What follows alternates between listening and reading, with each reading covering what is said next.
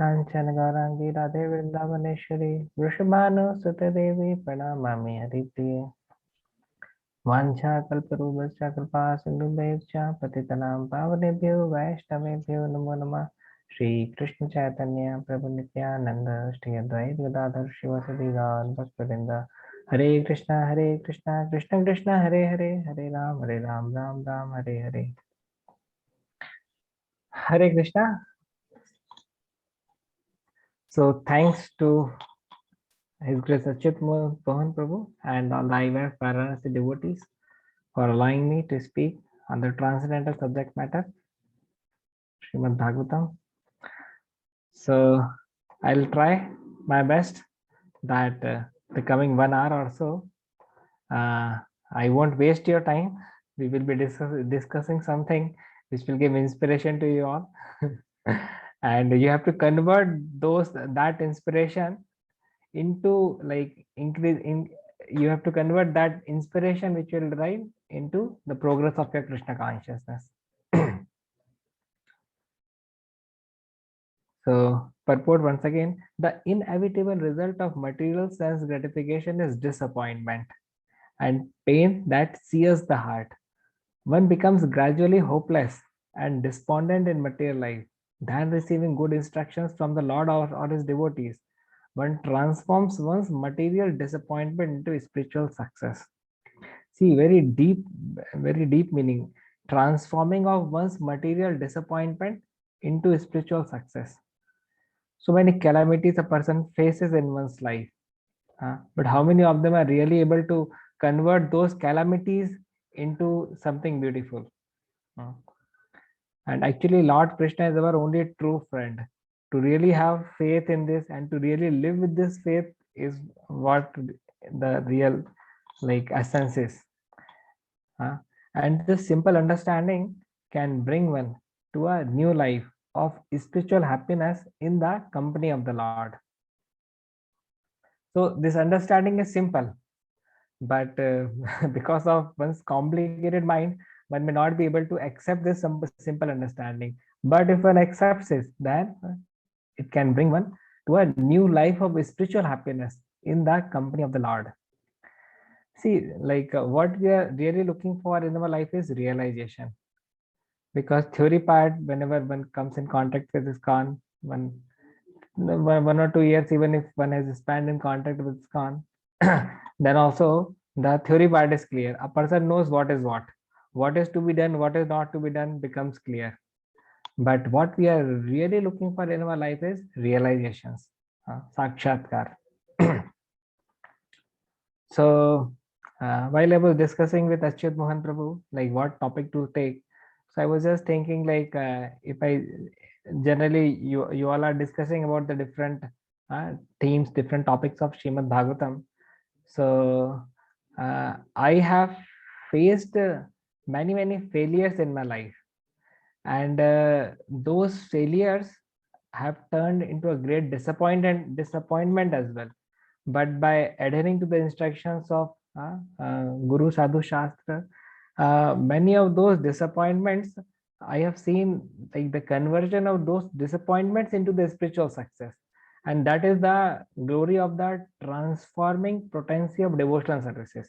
So that's why the topic which I yesterday gave to Rohini Sutra was transforming potency of devotional services. And basically the examples which I'm going to cover from in today's session from my life and from the life of others as well is transforming of one's material disappointment into spiritual success. See, even in this material world, whenever I see anyone who is coming from a very low background and covering great heights, even material heights, I derive great inspiration. Why? Because that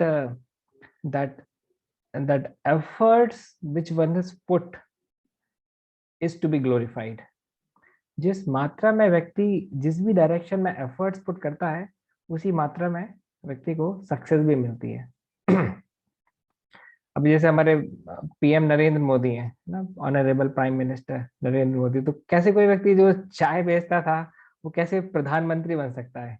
हाँ, So definitely, like luck factor is also there, but the hardcore endeavor one cannot discount that. Hmm. So in that way, कोई भी व्यक्ति जो छोटे से होकर के बड़े तक गया है, वो लोगों का अट्रैक्शन हमेशा ही कैच करता है. Hmm. So people in this world are generally enamored by the material success. But we all know that with a material body, the material success will also be diminished. So what we are looking for is a spiritual success. Correct? We all got some conviction by hearing from the devotees, by reading Srila Prabhupada books, that the goal of life is self-realization. The goal of life is to realize love for Krishna. And we are in the process.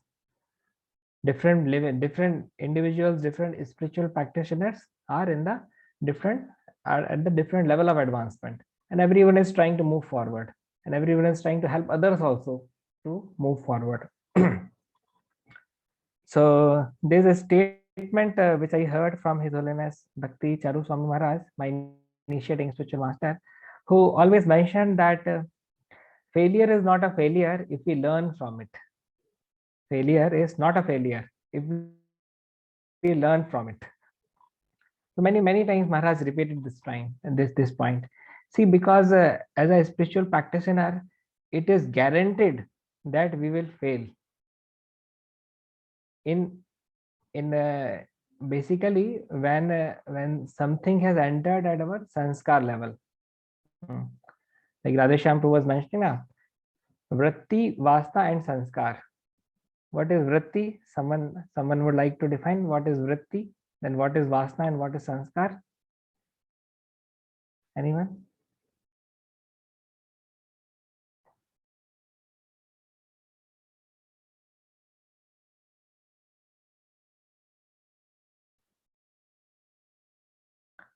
Rohini Sud Prabhu?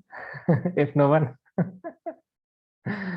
I have great appreciation for Rohini Sud Prabhu. You know, like when I was with him, when he was staying in SGS ITS base, like what I couldn't do, he was able to do. That's why I had great appreciation for him.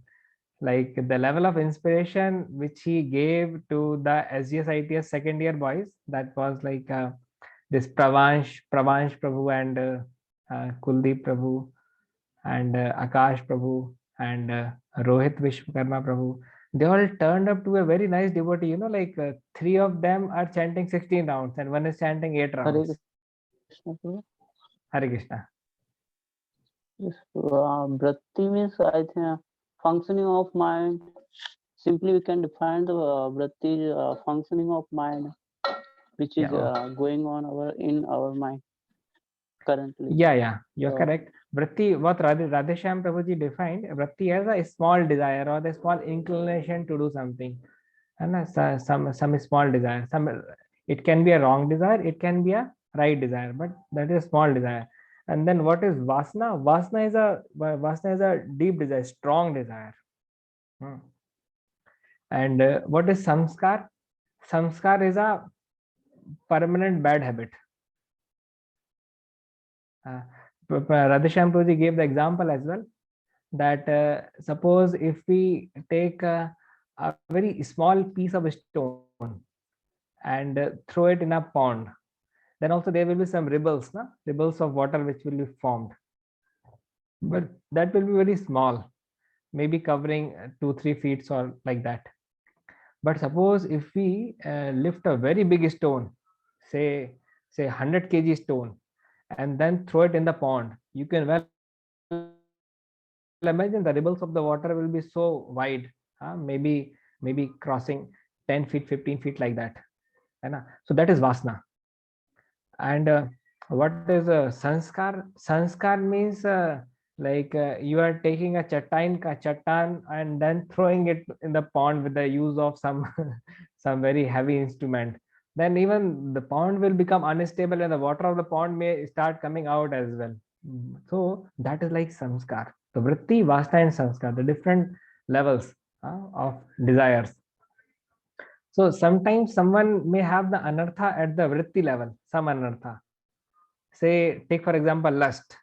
So someone may have the little inclination to satisfy one's senses, but by hearing the good instructions from the spiritual master, from the bona fide devotees of Krishna, what will happen? One will be able to overcome that bad thought. Then one is vasana, the strong desire. So if this strong desire emerges, vasana comes, then like it's not so easy. One really need to have a strong dose of hearing, strong charged up association, then only one will be able to overcome it. Otherwise not possible. Otherwise not possible. See, like how one handle the first arrow of Kamdev determines one's lust equations. How one handles the first arrow of Kamdev determines one's further lust equations. So vasna is something very great order. And what is sanskar? Sanskar is means like the lust has entered into a very deep into the system. Uh, and however, whatever lectures we hear and however powerful association we get, still like the execution of the bad thought, we cannot escape it. Even though we might have heard so much, even we might have spoken so much, but still, if in the sanskar level, if those deep rooted impressions are there, then what will happen? However hard one may try, but one just cannot protect oneself from acting in a lustful way. So this is the example of lust. You can give the example of taking intoxicants as well. Like someone may have the little inclination for intoxicants, but by hearing the good instructions, he may give up. Someone has become an addict, but still he's not that much addict. Say maybe he is taking alcohol, say once in 2 days, 3 days, like that. Still there are chances he can be. But what about a person who is taking 20 cigarettes in a day? 2 3 packet cigarettes in a day, chain smoker, it's not so easy for him to give up. It's not so easy because the things have entered into the sanskar level. So like fault finding tendencies are there. However, a person may hear Radapi Sunichena Tarurapi Sahesnuna Amanina Manana Kirtiniya Sada Hari. We may speak lectures hours and hours about it. But when someone really says that Prabhuji, this is your mistake, what do you mean? Like, do you mean that I am committing mistake? How can I commit mistake? So in that way, it's very difficult. Like there are two things which I found like the two most difficult things in this world. What are they? Number one, to accept one's own mistakes. And what is number two? Even something even greater than that or difficult than that, to make others realize their mistake. So these are the two most difficult things I found.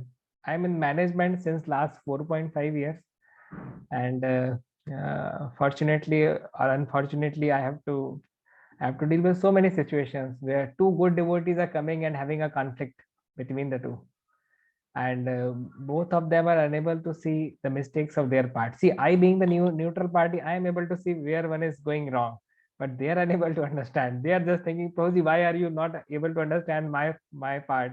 The other person is also having the same expectation. Prabhuji, why you are not able to understand my part? So one of the very tough thing which I have realized is to make people understand their mistake. So unless a person is humble, you just cannot.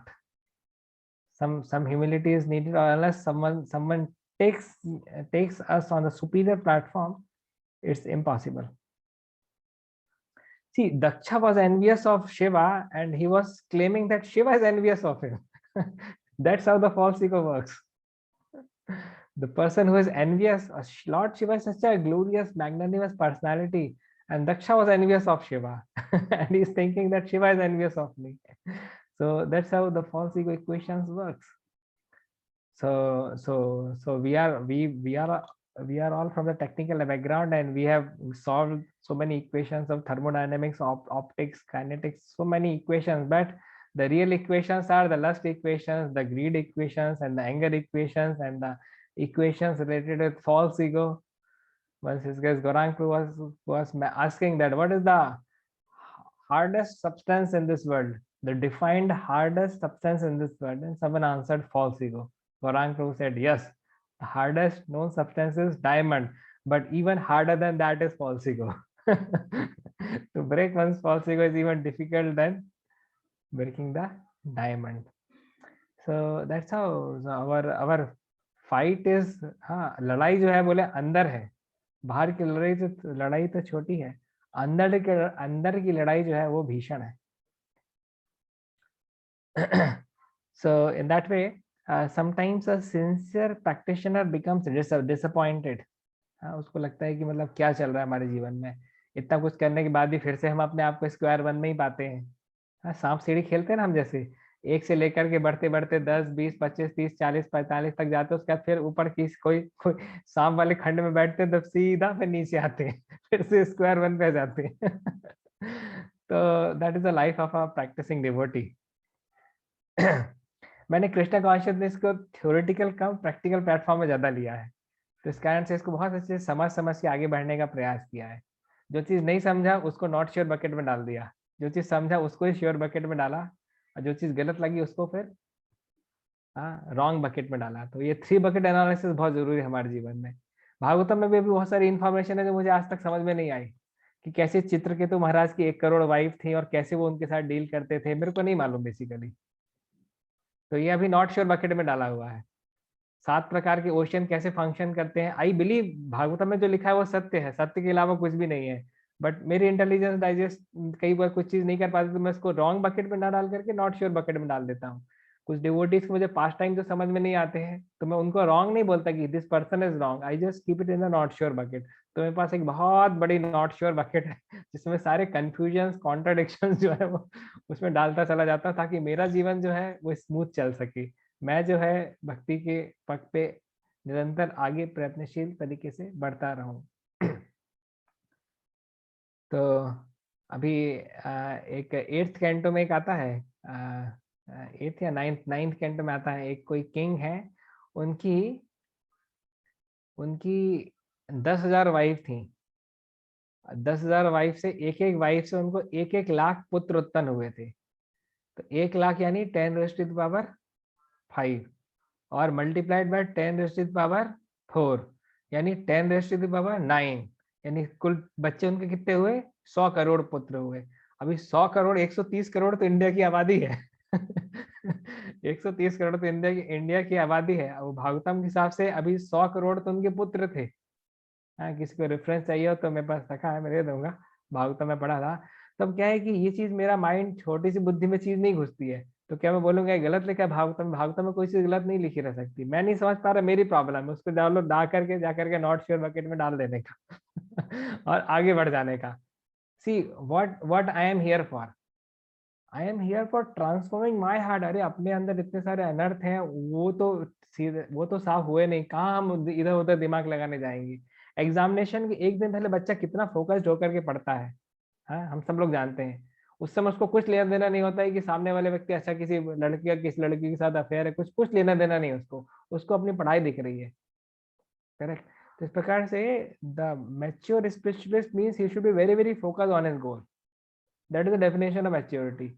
न्यूफाइड devotee को पूरी दुनिया से लेना देना, अच्छा है यहाँ क्या चल रहा है, वहाँ क्या चल रहा है, अच्छा हमने सुना जीबीसी ने ऐसा डिसीजन दे दिया तो सही दिया कि गलत दिया, बहुत टाइम रहता है उसके पास, बहुत कुछ चीजें सोचने करने के लिए. एक सिंसियर स्पिरिचुअलिस्ट जानता है कि मेरे को अभी किसी किसी माता के गर्भ में प्रवेश नहीं करना अगले जीवन में, मुझे अगले जीवन में स्कूल नहीं जाना. करेक्ट. वो एकदम क्लियर रहता है, तो वो क्या बहुत फोकस्ड रहता है. एक मटेरियल एग्जांपल देना चाहूंगा MS धोनी का. MS धोनी ज्यादातर लोग जानते होंगे, रांची से था, बहुत छोटी जगह से था. और उसके लिए बहुत स्ट्रगलिंग था, बहुत स्ट्रगलिंग था. क्रिकेट में अपने आप को नेशनल टीम में, इंटरनेशनल क्रिकेट टीम में ले जा पाना, पर बहुत मेहनत करता था, बहुत मेहनत. एक बार जब उसको इंटरव्यू में शेयर किया था MS धोनी ने कि जब मुझे TC का जॉब मिला था, टिकट चेकर, तो उस टाइम पे घर वाले तो बहुत खुश हो गए थे. बोल रहे थे कि भगवान की कृपा से हमारे बच्चे को TC का जॉब मिल गया. बट ही वॉज लेमेंटिंग कि what about my cricket career. 8 घंटे TC का जॉब करने के बाद भी वो 6 से 8 घंटे प्रैक्टिस करता था क्रिकेट की. समझ रहे हैं, मतलब जैसे भक्ति विनोद ठाकुर बोलते हैं ना, 8 घंटे साधना 8 घंटे सेवा, तो हमको लगता है ऐसा कैसे संभव. 8 घंटे साधना 8 घंटे सेवा कैसे संभव. है ना, तो हमको लगता है स्टील भक्ति विनोद ठाकुर के लिए संभव होगा. पर लोग हैं जो इस प्रकार से कर रहे हैं कि 8 घंटे वो अपनी सेवा, मतलब टीसी की सेवा कर रहा है, 8 घंटे अपनी साधना यानी क्रिकेट प्रैक्टिस कर रहा है, और 8 घंटे में अपने बाकी काम चला रहा है। और ऐसे कोई एक दो दिन नहीं किया, ऐसे हफ्तों हफ्तों महीनों महीनों किया।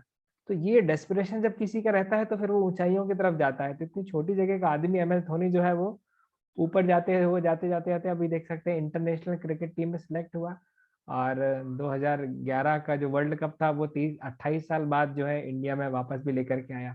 सी, I am least concern about their material achievement, but I am more concern about their input and efforts giving part, because I am not that serious about like M S Dhoni. जो उसका डिटर्मिनेशन था अपनी position को, अपने आप को international cricket team में डालने के लिए, इतना कुछ सुनने के बाद भी, इतने बड़े बड़े सन्यासी महाराज से सुनने के बाद भी मेरे अंदर वो कन्विक्शन, वो डिटर्मिनेशन नहीं है कि मैं 8 घंटा साधना, 8 घंटे सेवा भी कर पा रहा हूँ। इस कारण से मैं धोनी की इज्जत करता हूँ। ऐसा कोई व्यक्ति अगर भक्ति में आ जाए तो भक्ति में भी बहुत ऊंची ऊंची हाइट जो है वो प्राप्त कर ले। करेक्ट। तो हाँ, तो इन दैट वे लाइक कोई भी व्यक्ति जो छोटे बैकग्राउंड से बड़े बैकग्राउंड में आता है, मुझे बहुत प्रसन्नता होती है। हाँ, देख करके एक इंस्पिरेशन हम जरूर से डिराइव कर सकते हैं। सी लाइक अभी मैं भागवतम में ही पढ़ रहा था कि diamonds like do so much of austerity. अच्छा हाँ, इसलिए सुंदर गोपालपुर ने भी परसों की क्लास में बताया था, जो उज्जैन में भी 9 डेज में हमने 9 स्पेशल स्पीकर्स को बुलाया ना, तो उसमें हिज ग्रेस सुंदर गोपाल प्रभु फ्रॉम दिल्ली, तो वो शेयर कर रहे थे कि देखिए डायमंड्स कितनी कितनी ऑस्टेरिटी करते हैं, कितनी तपस्या करते हैं। हाँ, और भक्त लोग इसके अनुपात इसके हिसाब से बहुत कम करते हैं। हाँ, अगर भक्त लोग डायमंड्स की जैसी तपस्या करना शुरू कर दें, उसका 10% भी कर ले तो बहुत आगे निकल जाए। है ना, जैसे वो बिल मंगल ठाकुर के चिंतामणि ने कहा था ना कि अरे you are so much attached with this body of mind, अगर तुम्हारा 1% भी अटैचमेंट कृष्ण के लिए अगर होता, जैसा कि मेरा, जैसा कि तुम्हारा मेरे शरीर के लिए है, तुमको कृष्ण की प्राप्ति हो जाती। है ना, विकेट टेकिंग डिलीवरी। चिंतामणि ने विकेट टेकिंग डिलीवरी डाली और बिल मंगल ठाकुर आउट। बोला अरे जो बोल रही है तो सही बोल रही है। वाकई सही अटैचमेंट हमारा कृष्ण के लिए होना चाहिए, मैं कहाँ इसके हार्ड मास के शरीर के प्रति अटैच हूँ। तुरंत मतलब सोचा कि अभी मैं वृंदावन जाऊंगा, तुरंत सोचा कि मैं वृंदावन जाऊंगा। तो that is the thing basically. एक व्यक्ति जो जो भौतिक समृद्धि के लिए इतनी जितनी मेहनत करता है ना, उतना कोई व्यक्ति अगर कृष्ण के लिए उसका 10% भी करेगा ना, बल्कि कुछ कुछ लेक्चर्स में तो मैंने सुना कि 1% भी अगर कर देगा तो भी बहुत आगे निकल जाएगा। मतलब जिस लेवल पे लोग जो हैं वो एफर्ट्स पे करते हैं। आपको मालूम है, जब हम सेकेंड ईयर में थे, हमारे क्लास में एक लड़का था, नाम था उसका रवीश, रवीश गुप्ता। हाँ, वो एक बार किसी कारण से हॉस्पिटलाइज हो जाता है, हॉस्पिटलाइज हो जाता है। तो उस समय यह था कि जब कोई हॉस्पिटल होता था तो ग्रुप वाले जो रहते थे, जबलपुर ग्रुप में जो लोग थे, वो ग्रुप के ग्रुप लोग सब लोग मिलने के लिए जाते थे। भाई हॉस्पिटल में है तो अपना व्यक्ति है तो जो जिस ग्रुप से बिलोंग करता है, रैगिंग का ये रूल था, रैगिंग में ग्रुप डिफाइन कर देते थे, जबलपुर ग्रुप की रैगिंग अलग होगी, ग्वालियर ग्रुप की रैगिंग अलग होगी। हाँ, यूपी बिहार का नाम था उपहार, उपहार की रैगिंग अलग होगी। तो ऐसा रैगिंग था। तो जब कुछ मुसीबत भी आती थी तो भी जो है सब मिलने के लिए आते थे। तो अभी जबलपुर ग्रुप में पूरे पूरे हमारे बैच की सबसे सुंदर लड़की जो थी वो जबलपुर ग्रुप में ही थी। तो अब ये रवीश जो था वो बोलता है कि अगर मेरे से मिलने के लिए आ जाए, मतलब जस्ट आकर के पूछ ही ले कि how are you Ravish, is everything okay, बस 2 मिनट मिलने के आ जाए, तो मैं सोचूंगा कि मेरे जो एक्सीडेंट भी हुआ है ये वरदान है। सोच रहे हैं कोई व्यक्ति जिसका एक्सीडेंट हुआ है, वो जस्ट एक लड़की के 2 मिनट मिलने के लिए बोल रहा है कि अगर वो मिल आ जाए तो मुझे लगेगा कि एक्सीडेंट मेरा अच्छा हुआ कि एक्सीडेंट हो गया। ठीक है, तो पॉइंट इज दैट कि person has so much of affinity towards the opposite sex, कि कोई व्यक्ति जिसका हाथ पांव टूटा हुआ है उसको लग रहा है कि वो भी ठीक है अगर मतलब 2 मिनट का वो सुख मुझे अगर मिल जाता है तो। People actually mad after sense gratification. Prabhupada की परपोर्ट में कितनी जगह लिखा है, आप देखिए भागवत हम लोग पढ़ते हैं, कितनी जगह प्रभुपाद ने लिखा, people are mad after sense gratification, but actually they need to be mad for Krishna. See, Krishna carries the love of millions of mothers in his heart.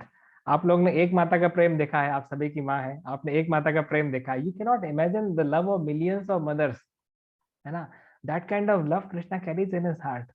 So why not to approach Krishna? Yesterday, I was hearing the lecture of Radheshyam Prabhu on the glories of Mother Sita. So he was mentioning that how Sita is the goddess of love, and by worshipping her with utmost sincerity, by worshipping Sitaram with utmost sincerity, one's heart will be surcharged with love. One will be enriched with devotional emotions and with extraordinary power, depending upon the sincerity and honesty of the practitioner. So that is the thing.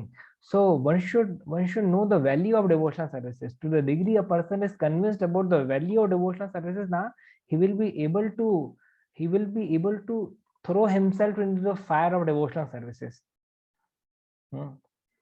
तो faith factor हमारा बहुत important component है. जितना high faith है उतनी मात्रा में हम अपने आप को संलग्न कर पाएंगे. जब तक कोई हमको बड़ी चीज नहीं दिखती है, हम छोटी चीज नहीं छोड़ सकते. किसी व्यक्ति के पास वो माइक्रोसॉफ्ट से ऑफर आया है और ऑलरेडी वो टीसीएस में काम करता है, वो उसको उसको वो गम के साथ में टीसीएस में रेजिग्नेशन लेटर नहीं देगा, बल्कि खुशी खुशी रेजिग्नेशन लेटर देगा टीसीएस में. क्यों? क्योंकि already he is getting 4 times package in Microsoft.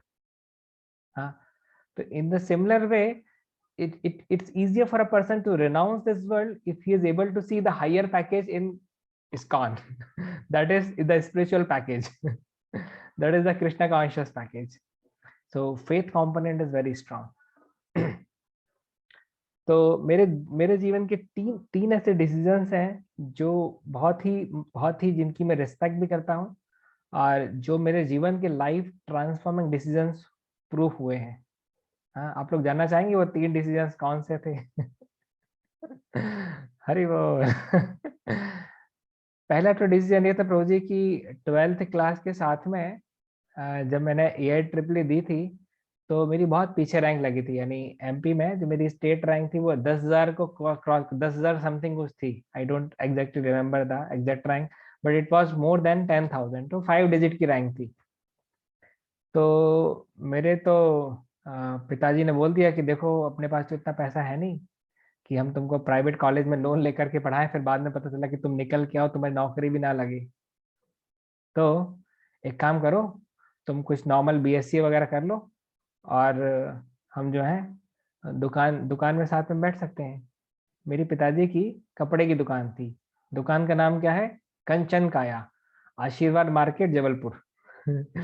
तो मैं कभी दुकान जाता था, फादर की शॉप में जाता, साड़ी की दुकान में जाता था, ऐसे कभी जैसे फादर को कुछ सामान देना है, कुछ हाँ कुछ टिफिन देना है, कुछ इस प्रकार से कभी कभार जब जाता था, ज्यादा तो नहीं जाता था, ऐसा महीने में एक आध बार गया कि 2 महीने में एक बार गया. कभी जाता तो मैं देखता था कि वहां पे हाँ लेडीज आती हैं इतनी सारी, वो हाँ माता जी वगैरह आती हैं और वो साड़ी खुलवाती हैं. पता चला कि कोई माता जी ने 15 साड़ी, 20 साड़ी, 25 साड़ी खुलवा दी, और उसके बाद फिर एक भी साड़ी फिर लेकर के नहीं गई. उसके बाद फिर बैठ करके घड़ी करते रहो. बैठ करके घड़ी करते रहो. तो कितना दुख होता है जब आप खोल खोल के साड़ियां दिखाते हो, है आपने 25, 30, 40 साड़ी दिखा दी, उसमें सामने वाला व्यक्ति एक भी साड़ी नहीं लेके बैठ करके आप फोल्डिंग कर रहे हो. तो मेरे को लगा कि जीवन में कोई भी धंधा करूंगे, कपड़े का धंधा तो अपन से नहीं होगा. हाँ, अगर बिजनेस भी करना है तो मेडिकल शॉप खोलूंगा.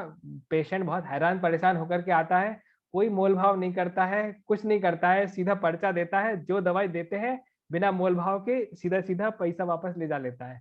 धंधा करूंगा कभी जीवन में तो मेडिकल शॉप खोलूंगा, कभी कपड़े के बिजनेस में नहीं जाऊंगा. एकदम मैंने सोच लिया था. तो पर मैं सोचा कि यार मतलब अपन तो सोचे थे कि अपन इंजीनियर बनेंगे, ये और वो, मतलब अपनी तो पूरी बैंड ही बज गई. मतलब 12th क्लास के साथ में दोस्त लोग थे, थोड़ी खराब एसोसिएशन हो गया था. हाँ, वो लोग बोलते थे कि जीने के हैं 4 दिन, बाकी हैं बेकार दिन. तो उस प्रकार से बाइक में बैठा के सदर बाजार ले जाते थे और घुमाते फिराते रहते थे, पूरा पढ़ाई का समय नष्ट कर दिया. तो लगा कि अरे इन लोग ने तो लूट लिया मुझे. मेरे ही मित्रों ने मुझे खाली कंगाल कर दिया, लूट लिया. अभी मेरे ऐसी स्थिति में आके खड़ा हो गया कि समझ में भी नहीं आ रहा है कि अभी क्या करूं. हाँ, वो कपड़े की दुकान खोल नहीं सकता, बीएससी करने के बाद पिताजी कर रहे हैं, अपना तो सपना था इंजीनियर बनने का. तो फिर मैं कहा कि एक काम करता हूँ, 1 साल ड्रॉप लेता हूँ। पिताजी ने कहा, अरे तुम्हारी इतनी पीछे रैंक आई है, तुम ड्रॉप भी लोगे तो 10,000 से 9,000 रैंक हो जाएगी, 8,000 हो जाएगी, 5,000 हो जाएगी मुश्किल से। तो 5,000 रैंक भी तुम्हारी होगी, तुम्हें कौन सा अच्छा कॉलेज मिलेगा? तुम थोड़ी कोई तुम थोड़ी कोई मिरेकल करने वाले हो 1 साल में।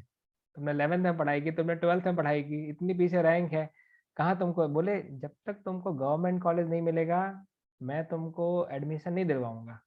That was his words. और बोले तुम्हारे स्कूल में कोई ड्रॉप ले रहा है क्या? तो हमने कहा नहीं, स्कूल में पूरी मेरे मेरे पूरे बैच से एक भी व्यक्ति ने ड्रॉप नहीं लिया था, अपनी अपनी रैंकिंग के हिसाब से सबने कॉलेज जो है चयन कर लिया था। तो मैंने कहा नहीं, मेरे तो स्कूल से कोई ड्रॉप ही नहीं ले रहा। बोले जब तुम्हारे स्कूल से कोई एक भी बच्चे ड्रॉप नहीं ले रहे तो तुम क्यों ड्रॉप ले रहे हो फिर? हमने कह रहे पिताजी छोड़िए ना, अपने जीवन से 1 साल तो मांग रहा हूँ ना, आपके जीवन का तो नहीं मांग रहा हूँ, अपने जीवन से 1 साल मांग रहा हूँ, दे दीजिए ना।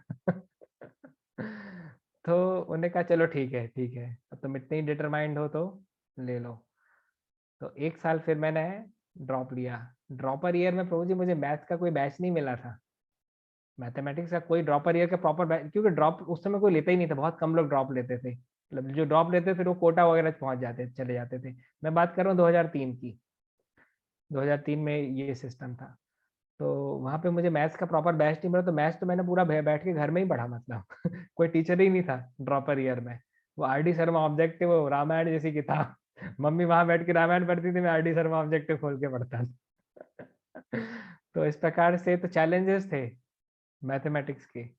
उसके बाद से केमिस्ट्री के लिए टीचर मिले थे भल्ला सर, उन्होंने बहुत गजब की केमिस्ट्री पढ़ाई थी, और वो 300 रुपये महीने लेते थे, पर मैं दे देना मुझे नहीं रख रहा, 3600 रुपये उन्हें साल के लिए। और एक में कोचिंग गया था फिजिक्स की, तो वो भैया थे, तो वो अभी भी मेरा उनसे अच्छा रिलेशनशिप है। तो करीब 1300-1400 रुपये के आसपास उन्होंने साल भर का लिया। तो टोटल 5,000 रुपये में, मैं एक गरीब परिवार से हूँ, टोटल 5,000 रुपये में मेरी पूरे साल भर की कोचिंग हो गई। और बुक्स का तो कोई खर्चा था नहीं, क्योंकि अपने सारे फ्रेंड्स ने ड्रॉप तो कोई लिया नहीं था, सबने तो कॉलेज ज्वाइन कर दिए थे, तो उनकी बुक्स मेरी बुक्स। तो कोचिंग का टोटल खर्चा 5,000 रुपये, और बुक्स का कोई खर्चा नहीं, क्योंकि सारी बुक जो मुझे चाहिए थी सब मुझे फ्रेंड से मिल गई थी, है ना। तो इस प्रकार से टोटल 5,000 रुपीज के इन्वेस्टमेंट में मैंने 1 साल बहुत कड़ी मेहनत की। रोज ही, मतलब कई बार तो घर वालों को बोलना पड़ता था कि अरे बेटा अभी रात हो गई तो सो ही जाओ, अभी ठीक है कल पढ़ लेना। मैंने कहा नहीं नहीं नहीं, जब तक मुझे बहुत तेज नींद नहीं आएगी जब तक मैं नहीं सोऊंगा।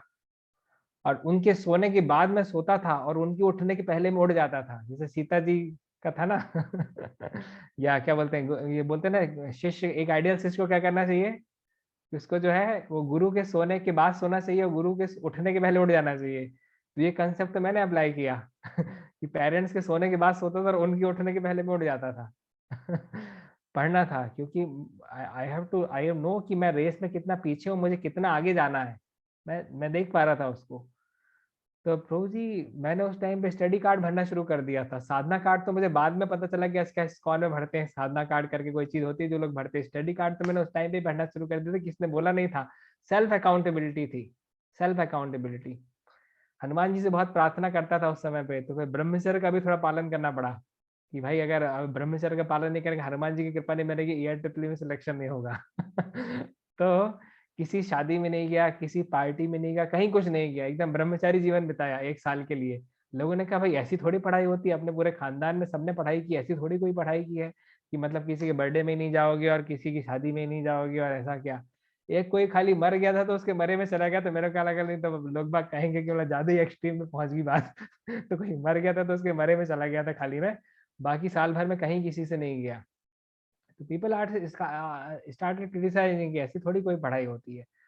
बट आई नो कि भाई देखो, वो उगते हुए सूरज को तो सभी प्रणाम करेंगे, एक बार उग जाएगा सूरज तो फिर सभी प्रणाम करेंगे, अभी अभी अपन को ज्यादा कुछ इमेज बिल्डअप नहीं करना। 1 साल तक पूरा खतरनाक तरीके से पढ़ाई किया।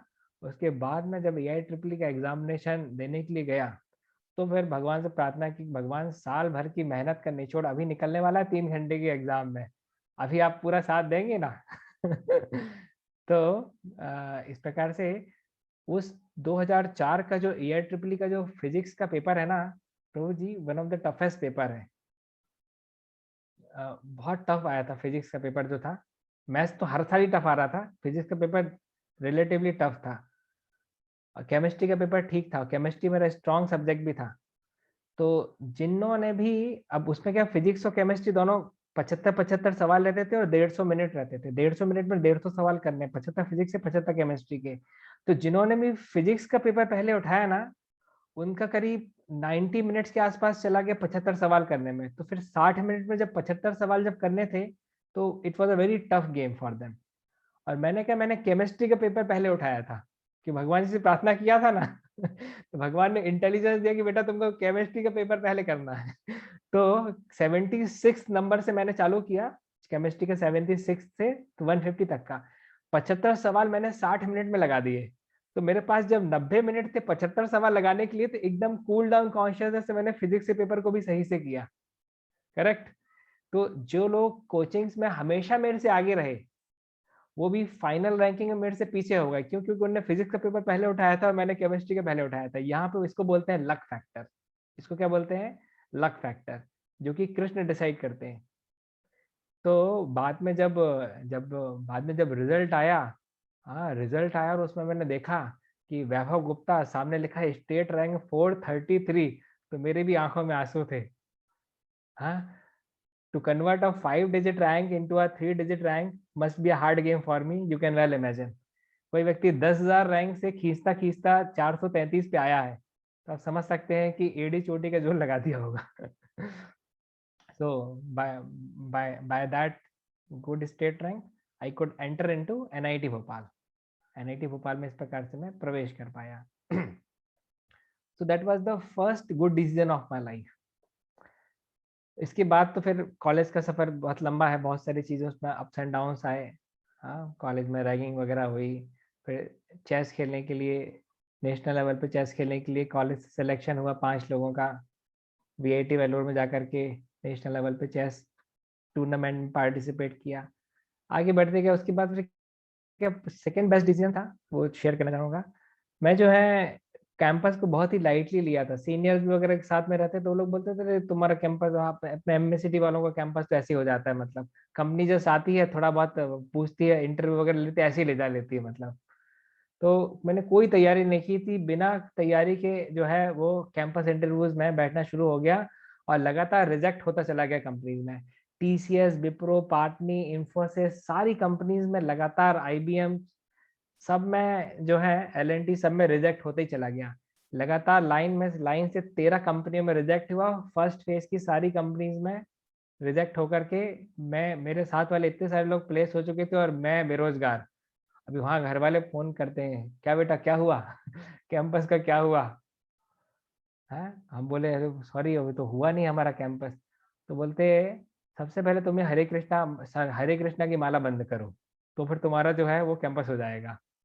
तुम अभी जो है, क्योंकि तुम कृष्णा कॉन्शियस भक्त हो, तुम कृष्ण भक्त बन गए हो, तुम्हारा भक्ति की तरफ जो रुझान बढ़ गया है, इस कारण तुम्हारा कैंपस नहीं हो रहा है।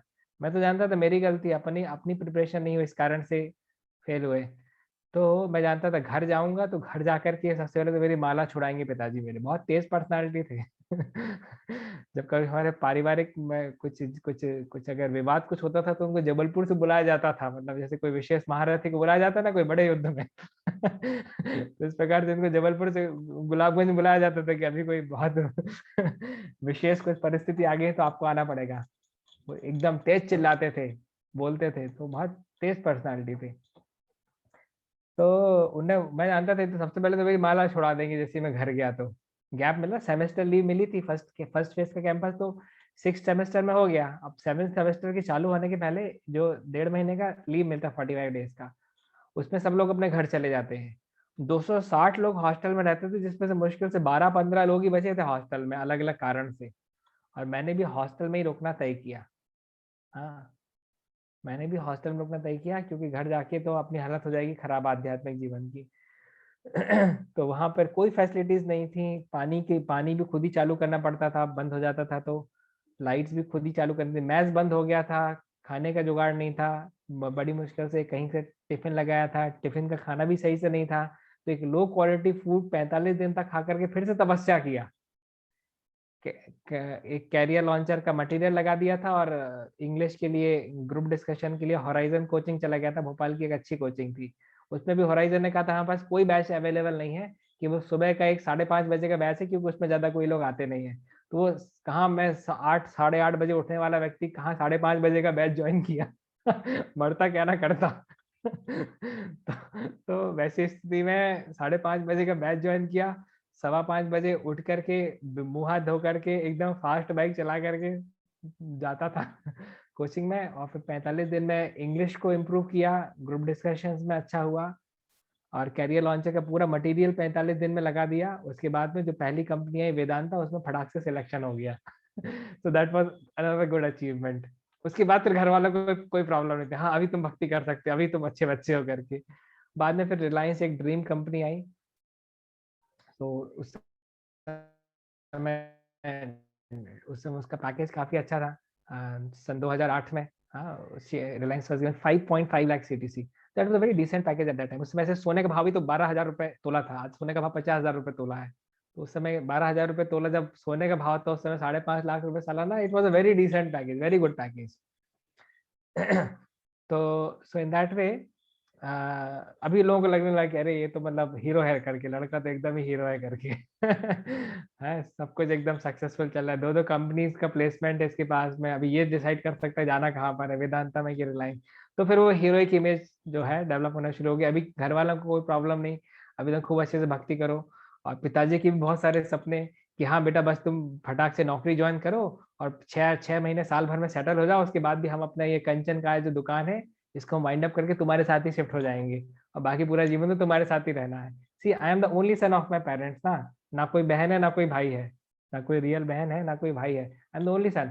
तो दे ऑल्सो नो कि हाँ तुम्हारे साथ में सेटल होना है। अच्छा, नौकरी लगते साथ ही कुछ शादी आदि की भी बात करना शुरू किया।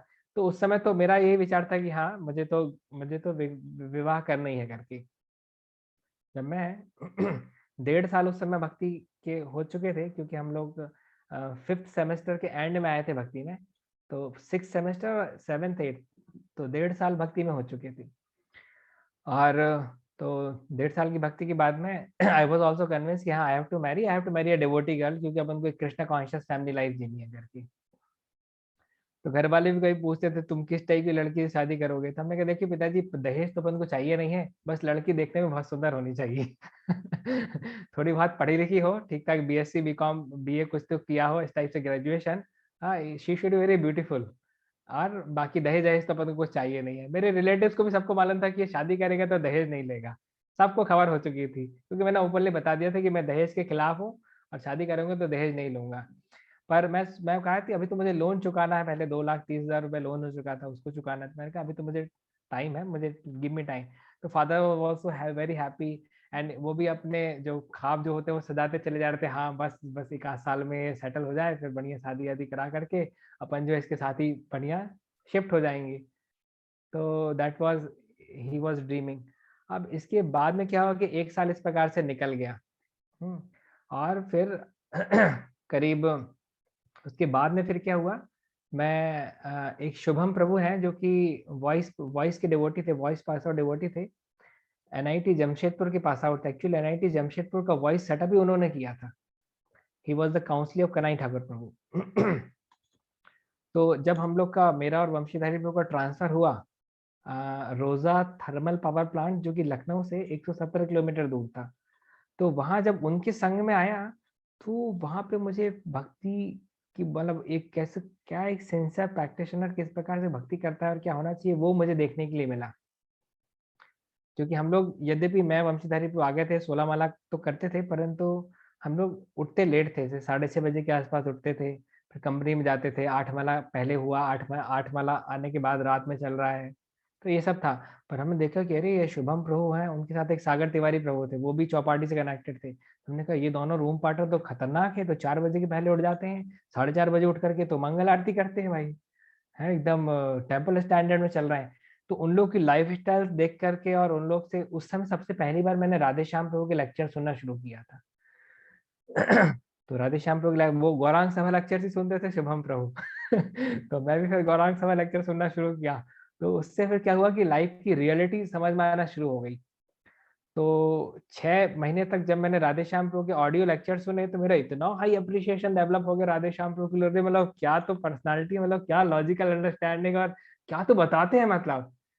प्रभु जी, मैं जब मायापुर जाने के लिए, मुझे एक भक्त थे, उन्होंने कहा, जब मैं नोएडा में ट्रांसफर हो गया था फिर वहां से, तो नोएडा में जब मैं आया और एक मालूराम प्रभु थे, तो उन्होंने बोला कि उत्कर्ष कैंप हो रहा है, तो उत्कर्ष कैंप ज्वाइन करोगे क्या? तो बोला कि उत्कर्ष कैंप फर्स्ट ईयर के स्टूडेंट्स के लिए होता है, और मैं पास आउट होने के 1.5 साल बाद मैंने जो उत्कर्ष कैंप अटेंड किया था, समझ रहे हैं? और उस उत्कर्ष कैंप से मुझे इतना हाई इंस्पिरेशन मिला 7 दिन के कैंप से, कि मैं तो एकदम ही ट्रांसेंडेंटलिस्ट हो गया, मतलब ट्रांसेंडेंटल गियर लग गया और एकदम हवा में फोड़ना शुरू कर दिया। सो और उसके पहले मैं तो राधेश्याम प्रभु को कभी देखा नहीं था, और उस समय इंटरनेट वगैरह पे इतना एक्टिव नहीं था, तो मैं तो जस्ट ढूंढ रहा था कि राधेश्याम प्रभु कौन है जिनने मेरे जीवन में इतना कुछ ट्रांसफॉर्मेशन लाया। तो मैं उनके साथ जो गया था, तो मैं देखता था, अच्छा अच्छा ये भक्त राधेश्याम प्रभु है क्या, अच्छा ये भक्त राधेश्याम प्रभु है क्या। तो बोलता था, अरे भाई तुमको मैं बता दूंगा जब राधेश्याम प्रभु आएंगे, क्यों मुझे परेशान करते हो। तो that was the thing basically. तो प्रभु जी, जैसे रुक्मणी ने कृष्ण को देखा नहीं था, केवल नारद मुनि से सुना था, करेक्ट। तो इस प्रकार से मैंने भी राधेश्याम प्रभु को देखा नहीं था, खाली उनसे सुना था। राधेश्याम प्रभु 6 महीने सुना था ऑडियो लेक्चर, सुन सुन के इतना हाई टेक फेथ डेवलप हो गया, इतना सरेंडर हो गया कि वो सो ईगर कि I started disturbing the fellow who took me to the Utkarsh camp at Mayapur. और फाइनली फाइनली जब उन्होंने बताया कि वो देखो वो है तुम्हारे राधेश्याम प्रभु जिनको तुम ढूंढ रहे थे, स्टेज में राधेश्याम प्रभु थे, he was giving the introduction of his holiness Gopal Krishna Goswami Maharaj, and around 280 people from the different parts of India were assembled there. तो उस समय मैंने देखा कि अरे मैं तो सोचता था 6 फुट के लंबे व्यक्ति होंगे, मतलब इतनी हार्ड आवाज थी इनकी। अरे ये तो सचिन तेंदुलकर जैसे छोटी हाइट के निकले। तो पर कोई दिक्कत नहीं, I was very happy to see Prabhu ji. और फिर जो उनके साथ जो लेक्चर सुना वहां पे, और फिर जो उत्कर्ष कैंप के लेक्चर्स भी थे, और चैतन्य चरण पर क्वेश्चन आंसर सेशन थे, I was so delighted Prabhu ji, I was so delighted. उससे बहुत मुझे इंस्पिरेशन मिला। और गौरांग सभा लेक्चर तो थे, मैं सुनी दिए थे। तो उसके बाद फिर मैंने ना, फिर मैं डिसाइड कर लिया अभी तो जीवन का लक्ष्य ब्रह्मचारी बनना है। तो उसके बाद फिर मैं कन्विंस हो गया कि अभी तो ब्रह्मचारी ही बनना है। उसके बाद फिर जब मैंने घर में फोन लगा के, हाँ पापा को तो बताने की शक्ति नहीं थी, इतनी तेज तर्रार पार्टी है, मम्मी को फोन लगा करके बताया एक्चुअली। तो मम्मी तो थोड़ी समझदार थी, तो वो समझ गई कि अच्छा अच्छा ऐसा। पर जब मम्मी ने पापा को बताया, तो पापा का रिएक्शन बहुत खराब था। उनने तो इतना तक बोल दिया कि उसको बोल दो, लड़के को बोल दो, समझा दो अच्छे से, है ना, कि मरे में हमारी अर्थी में भी हाथ लगाने नहीं आएगा। इस लेवल का डिससेटिस्फैक्शन, कि अगर हम मर जाते हैं तो उसको बोल देना कि हमारे अर्थी में भी हाथ लगाने नहीं आएगा। इस लेवल का डिससेटिस्फैक्शन। क्षत्रिय टाइप व्यक्ति थी ना, तेज तर्रार, गुस्सा तेज, इस प्रकार से। पर फिर फाइनली जब मेरे से बात हुआ, तो इतना कुछ मतलब डांट डपट की बात नहीं किया, बल्कि एक हमारा ऑलरेडी एक रिस्पेक्टेबल रिलेशनशिप था। मैं फादर से डिस्टेंस प्लस रिस्पेक्टफुल रिलेशनशिप भी रखता था। तो कुछ जो मैं मेरे कुछ इंटरनल थॉट्स थे, वो मम्मी के माध्यम से पिताजी को पहुंचते थे, और पिताजी के जो इंटरनल थॉट्स थे वो भी मदर के माध्यम से मुझ तक पहुंचते थे। तो दैट वाज द मीडियम। तो पहले तो उनको काफी धक्का लगा। उन्होंने स्ट्रेट फॉरवर्ड बोल दिया कि नहीं नहीं, तुम इस प्रकार से ब्रह्मचारी आश्रम जो है ज्वाइन नहीं कर सकती। और अगर तुम्हारी इच्छा भी है, मैंने कहा कि नहीं देखिए, मैं पूरे डिटरमाइंड हूँ, मैं शादी आदि नहीं करना चाहता, मैं तो ब्रह्मचारी आश्रम ही ज्वाइन करूंगा। तो फिर उन्होंने कहा कि अच्छा एक काम करो, 1 साल तुम रुक जाओ, 1 साल तुम रुक जाओ, और 1 साल में हम तुम्हारे थॉट देखेंगे कहीं ये फालतू वैराग्य तो नहीं है ना, कि अभी वैराग्य है तुम्हारा, बाद में फिर पता चला कि फिर बोलो कि तो हाँ गड़बड़ हो जाएगी। तो बोले तुम 1 साल रुको, 1 साल में हम भी तुम्हारी कॉन्शियसनेस को चेक करेंगे कि तुम्हारी सेम रहती है कि नहीं। तो मैं थोड़ा सा हेजिटेंट था, क्योंकि अपन तो सोच रहे थे कि अभी तो क्यों अपन वेस्ट करेंगे अपना टाइम कंपनी में, और तब ऑलरेडी कन्विंस है। तो फिर पिताजी से जब चर्चा हुई, तो बात ऐसी हुई कि देखो भाई, तुम्हारे कहने पे 1 साल का ड्रॉपर ईयर तुमको दिया था ना, अभी हमारे कहने पे 1 साल तुम अभी कंपनी में और काम करो। बात बराबर हो गई ना। So in that way I respected him, and I accepted कि ठीक है, आपके कहने पे मैं 1 साल और नौकरी करूंगा। तो मैं सोचा अच्छा है। हाँ, राधेश्याम प्रभु लेक्चर से बोलते थे कि हमको जो है पेरेंट्स को, हाँ, कुछ पैसा जो है डिपॉजिट करके आना अच्छा है। तो फिर मैंने 1 साल कंपनी में और काम किया, और करीब 6 लाख के आसपास उनके लिए उस टाइम पे तक जोड़ लिया था। और लोन भी चुका दिया था 2.3 लाख का।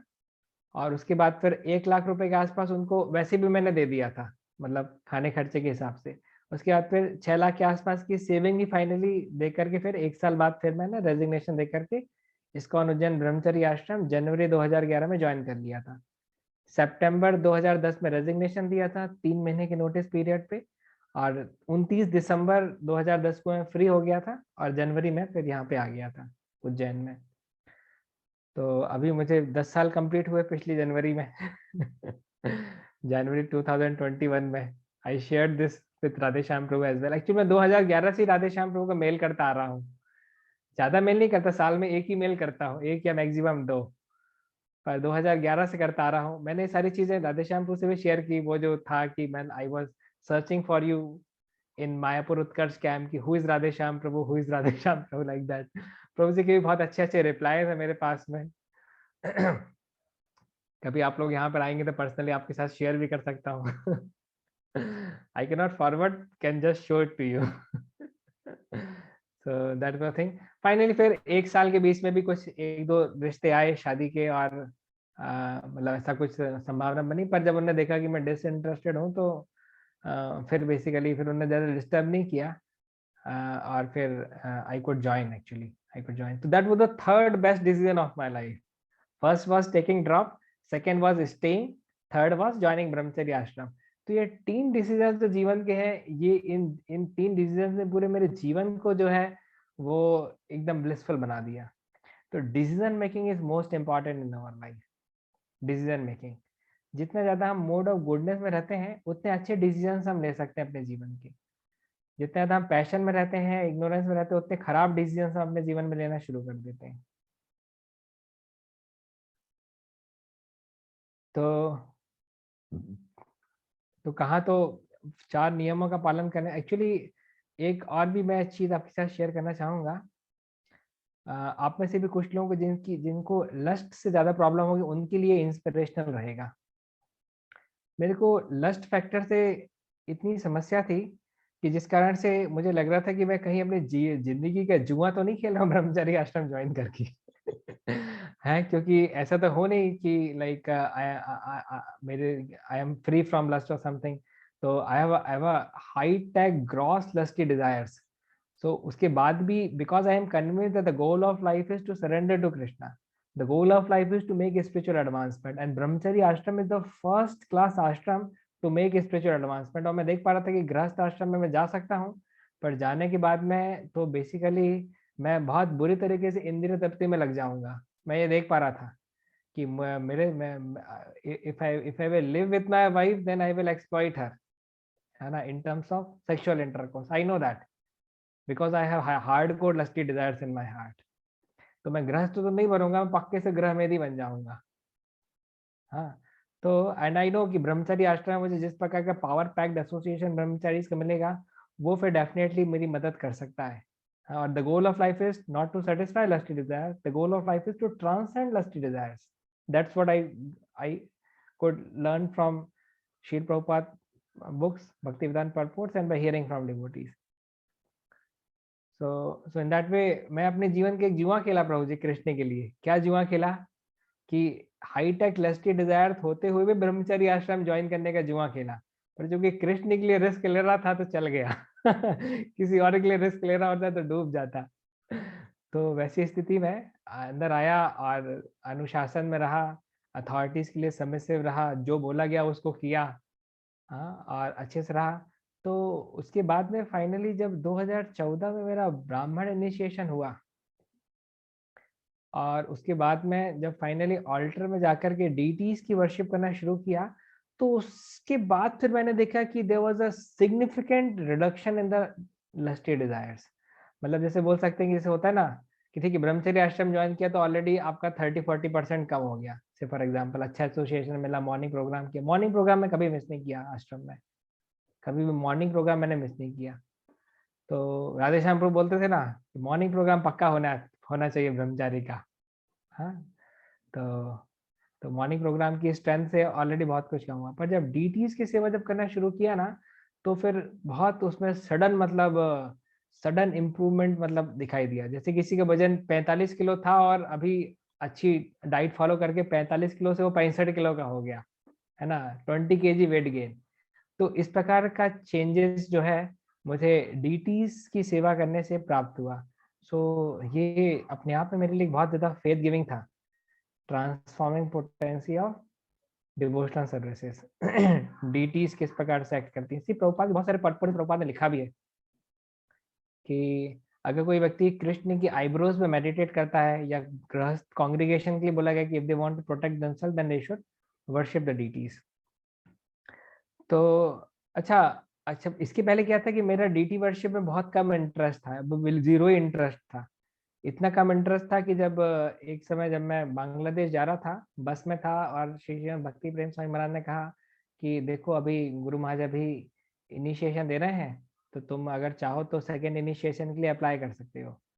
तो मैं सोचा कि अरे नहीं नहीं, सेकंड इनिशिएशन के अप्लाई करूंगा, ब्राह्मण बन जाऊंगा तो अरुणाक्ष को येन किन पकारे ऑल्टर के अंदर लेकर के चले जाएंगे, और मुझे तो डीटी वर्शिप करने ही नहीं है। तो मैं चाहता था कि मैं प्रीचिंग करूंगा, यूथ प्रीचिंग करूंगा, डीटी वर्शिप मुझे नहीं करना है। मुझे लगता था क्या वो सेम चावल लेकर के घुमाते रहते हैं, हाँ, पंच प्रदीप लेकर घुमाते रहते हैं, कितना बोरिंग लगता होगा, मेरे को लगता है पुजारी को रोज रोज सेम अगरबत्ती, रोज रोज सेम पंच प्रदीप और सेम शंख और सेम रूमाल और सेम चामर, हाँ, बोर नहीं हो जाते उनके घुमाते घुमाते। तो इस प्रकार के मेरे कुछ तो भी व्हिम्सिकल थॉट्स थे उस टाइम पे। तो मैं बेस में भी डीटी वर्शिप नहीं करता था, और यहाँ पे आकर के भी मैं डीटी से तो मैं मतलब डीटीज मुझे देखने में, दर्शन करने में अच्छा लगता था, मुझे दर्शन मुझे अच्छा लगता था, but I don't want to like go for deity worship. तो मैं तो दीक्षा ही नहीं लेना चाहता था, ना रहेगा बांस ना बजेगी बांसुरी।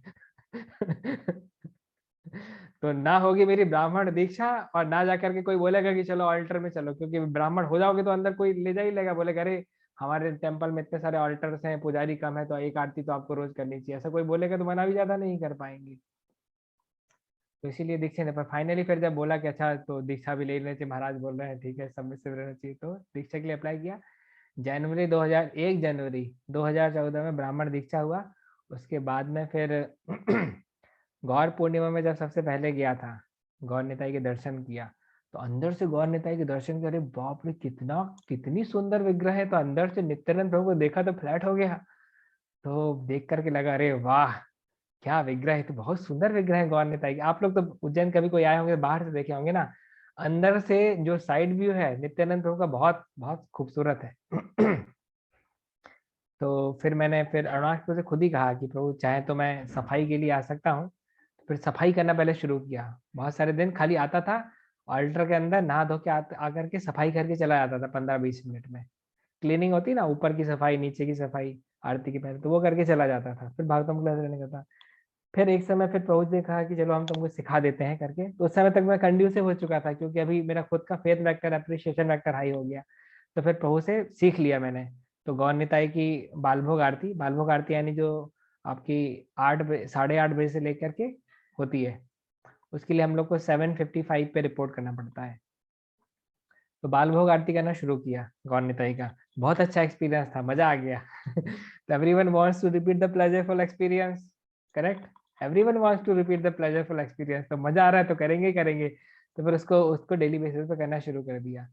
तो उसके बाद तो लोगों ने कहा अरे प्रभु आप कोई बड़ी आरती भी तो किया करो, छोटी आरती करते। मैंने कहा नहीं नहीं, बड़ी आरती में बहुत सारे आइटम रहते हैं भाई, डर लगता है। हाँ, तो फाइनली फाइनली फिर हमारे केशव प्रभु जो कि जगन्नाथ रथ यात्रा के इंचार्ज थे, तो उनने कहा कि मैं तो जगन्नाथ रथ यात्रा बड़ा फेस्टिवल है उसका इंचार्ज हूँ, तो मुझे 9 दिन की छुट्टी चाहिए। तो जब 9 दिन की छुट्टी उन्होंने ली, तो फिर मंगल आरती में एक पुजारी कम हो गया, वो मंगल आरती के पुजारी थे। तो फिर अरुणाचल से बात हुई कि ठीक है तो आप जाना चाहो तो आप जा सकते हो, 9 दिन की बात है। हमने कहा ठीक है प्रभु जी मैं जाऊँगा। तो फिर मैंने बाल भोग आरती बंद कर दी, और मैं मंगल आरती जाना शुरू कर दिया। मंगल आरती में 9 दिन गया, तो मंगल आरती में बड़ी आरती 25 मिनट भगवान के साथ रहने का और अच्छा एक्सपीरियंस मिला अपन को। तो उसके बाद से लगा कि हाँ ये बड़ी आरती इस प्रकार से करनी चाहिए। तो उसके बाद में देखा तो पर मंगल आरती में तो ऑलरेडी पुजारी थे, तो फिर से बाल भोग आरती में आ गया। फिर कुछ समय बाद में फिर सोचा कि चलो संध्या आरती जाते हैं, संध्या आरती में तो ऑलरेडी कम पुजारी रहते हैं, डिमांड ज्यादा रहती है। तो जो गौर आरती संध्या आरती जो 7 बजे होती है हमारी, उसमें फिर जाके वर्शिपिंग करना फिर मैंने शुरू किया। तो इस प्रकार से फिर मैं रेगुलर हो गया, केवल ठंडों के टाइम पे छोड़ करके बाय ठंड मतलब आपका दिसंबर जनवरी 2 महीने छोड़ करके बाकी 10 महीने में रेगुलर जाना शुरू कर दिया। 2 महीने इसलिए क्योंकि मेरा कोल्ड कैचिंग बॉडी है ना, तो इस कारण से मैं अगर जस्ट धोती उतरी मैं इतनी कोल्ड डेज में रहूंगा तो अननेसेसरली कोल्ड कैच करेगी, बीमार पड़ जाऊंगा, बाकी सेवाएं अफेक्ट होंगी, इसलिए 10 महीने में रेगुलर जाना शुरू किया। उसके बाद में फिर मुझे अच्छा लगा तो फिर मैंने इस प्रकार से टाइम को एडजस्ट किया कि फिर मैंने एक आरती करते करते फिर 2 आरती करना शुरू कर दिया एक दिन में। तो डेली बेसिस पे 2 आरती करता था। उसके बाद में फिर और जब इसमें एंथुसियाज्म बढ़ा तो पिछले साल में यही कोई टाइम है, करीब जून का टाइम था, हाँ जून का टाइम था। तब से फिर मैं जो है एक दिन में 3 आरती करना शुरू कर दिया। कौन कौन सी? मंगल आरती, बालभोग आरती और संध्या आरती, जो तीनों का एक्सपीरियंस था, तो तीनों आरती करना शुरू कर दिया।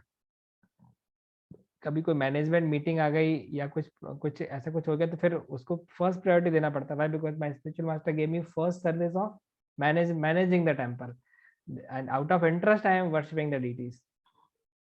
तो इस कारण से first priority will always go for management. पर जब मैनेजमेंट नहीं रहता तो फिर on the daily basis I started doing 3 aratis in a day. तो उस प्रकार से, और क्या अकाउंटेबिलिटी की शुरुआत से आदत थी, मतलब कुछ भी कर्म मैं करता हूँ तो मैं जोड़ हिसाब किताब जरूर उसका रखता हूँ। तो मैंने नोट डाउन भी मैं हमेशा करता था। तो मैंने कैलकुलेट किया तो total in the year of 2020 I could do 524 times DT worship in the whole year, 524 bar. so in that way that gave a great boost to my spiritual life। और उस कारण से फिर से इस साल मैंने 500 आरतीज का जो टारगेट लिया है, कृष्ण की सही कृपा रही तो इस साल भी वो टारगेट जो है वो पूरा हो जाना चाहिए। अभी जो रन रेट है वो ऊपर चल रहा है डिजायर्ड से। so unless some calamity comes, the desired thing should be, the desired target must be achieved। तो ये भी एक प्रकार से फ्रॉम फेलियर टू सक्सेस में हम इंक्लूड कर सकते। क्यों?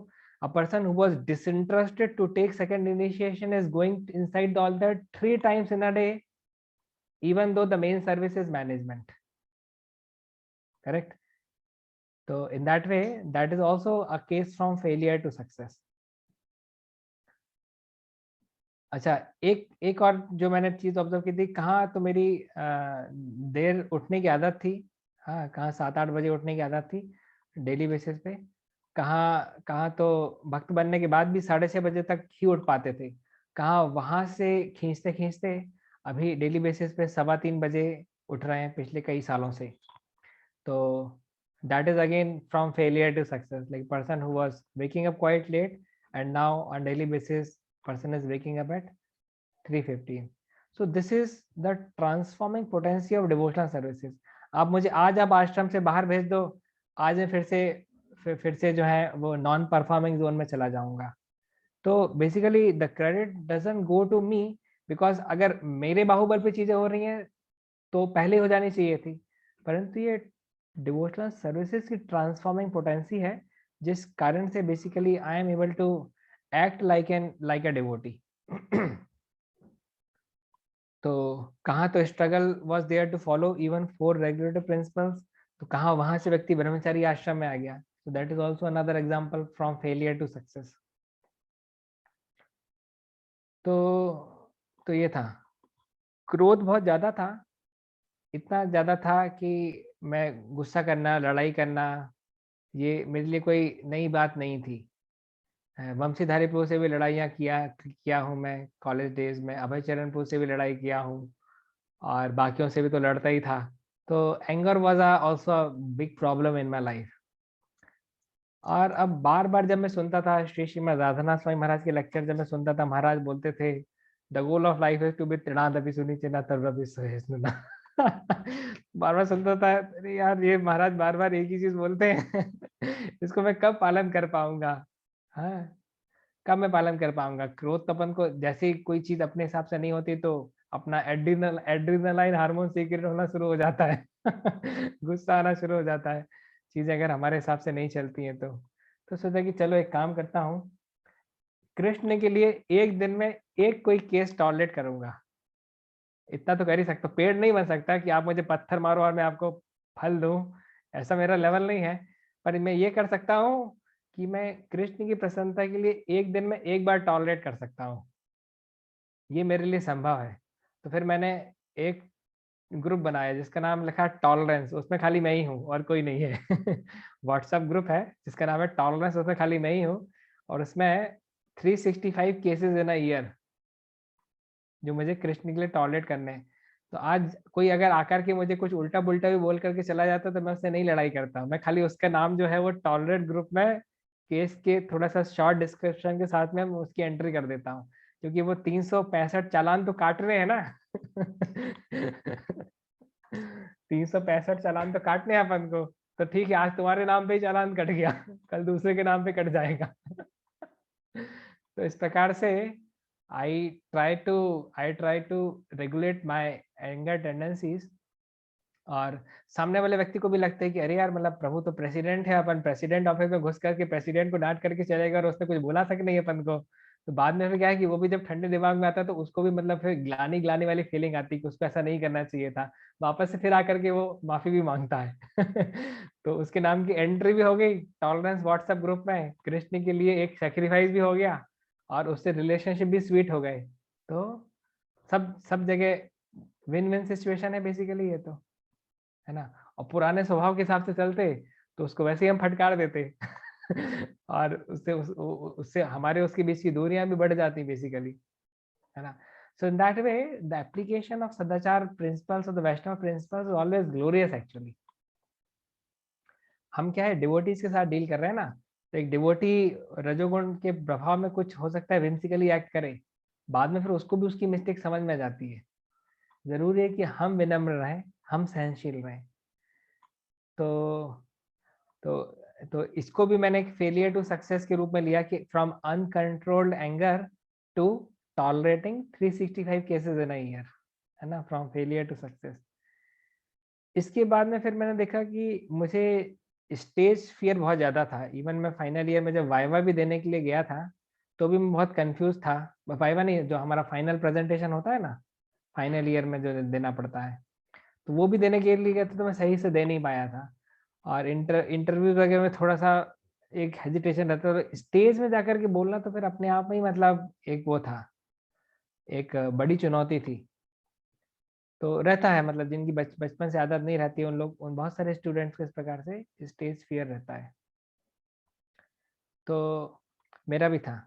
पर फाइनली जब 2019 में जब मैं संकीर्तन बस के साथ में गया था मैराथन में, और वहाँ पे जाकर के जब बुक डिस्ट्रीब्यूशन के लिए जब मुझे एक अच्छे प्लेटफॉर्म्स मिले जहाँ पे मैं ग्रुप्स में लोगों को प्रभुपाद बुक्स के बारे में एजुकेट करके फिर उनको लेने के लिए प्रोत्साहन दे सकता था, तो वहाँ पे फिर जो है वो प्रोग्राम्स मिलना शुरू हुए, है ना। जैसे किसी PWD ऑफिस में गए तो वहाँ पे जो सीनियर था उससे बोल करके एक 15-20 लोगों का एक असेंबली बुलाई और उसको 10 मिनट भगवत गीता के बारे में बताया, फिर भगवत गीता जो इंटरेस्ट था उसको दिया।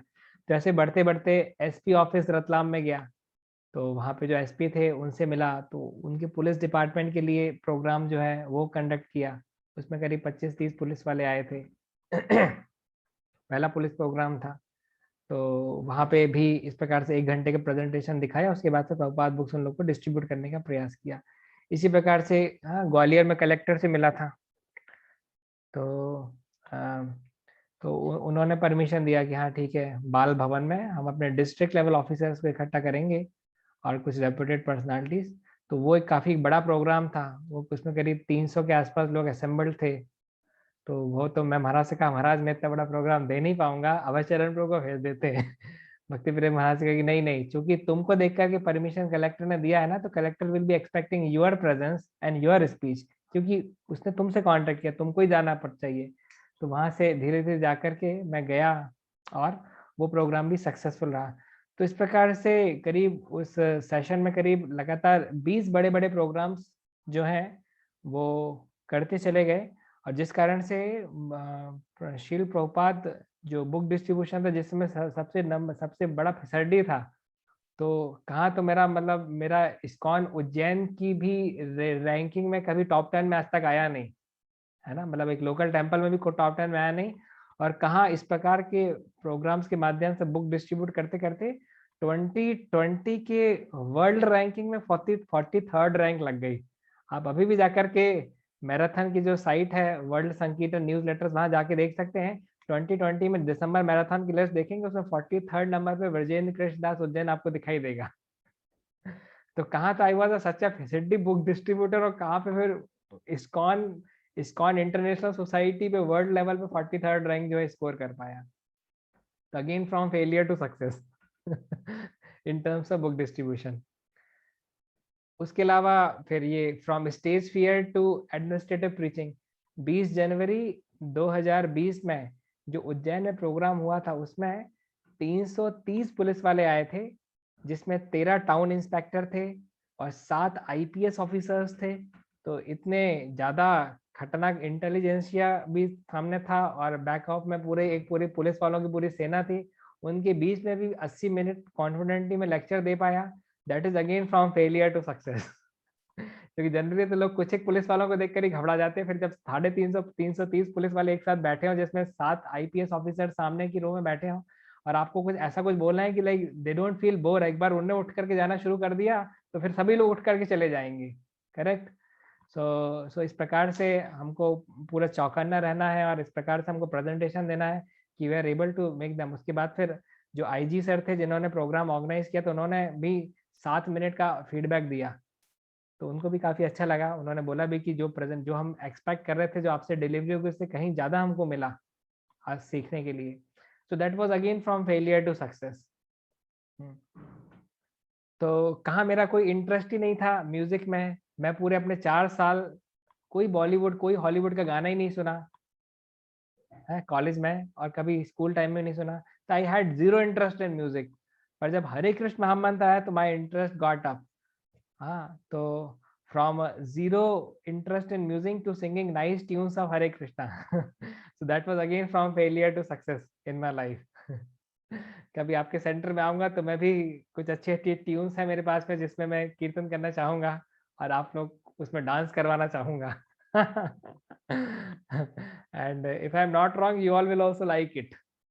सो it was again from failure to success. तो I was not a very organize manager in my life. मेरे जो साथ वाले वो जानते हैं कि किस प्रकार से I was not very much organize person. तो from unorganize manager to the post of temple president, again from failure to success in one sense, in that aspect. तो इस प्रकार से मैंने अपने जीवन में बहुत सारे फेलियर्स देखे हैं, और बहुत सारे फेलियर्स को सक्सेस में कन्वर्ट होते हुए देखा है। तो इस कारण से जो अभी भी एग्जिस्टिंग फेलियर्स हैं, उनको भी लेकर के मैं काफी होपफुल हूँ कि अगर मैं अच्छे से भक्ति करता रहूंगा, तो अभी की भी जो शॉर्टकमिंग्स हैं, अभी के भी जो मटेरियल डिसअपॉइंटमेंट्स हैं, वो भी स्पिरिचुअल सक्सेस में कन्वर्ट हो जाएंगे। जैसा कि श्रील प्रभुपाद इस परपोर्ट में लिखते हैं। क्या लिखते हैं? One transforms one's material disappointment into spiritual success. कब? When one receive the good instruction from the Lord or his devotees. तो किस प्रकार से ये जो परपोर्ट है, ये मेरे जीवन का साक्षात्कार मैं देखा हूँ, है ना। किसी के लिए थ्योरी हो सकता है, मेरे लिए प्रैक्टिकल रियलिटी है।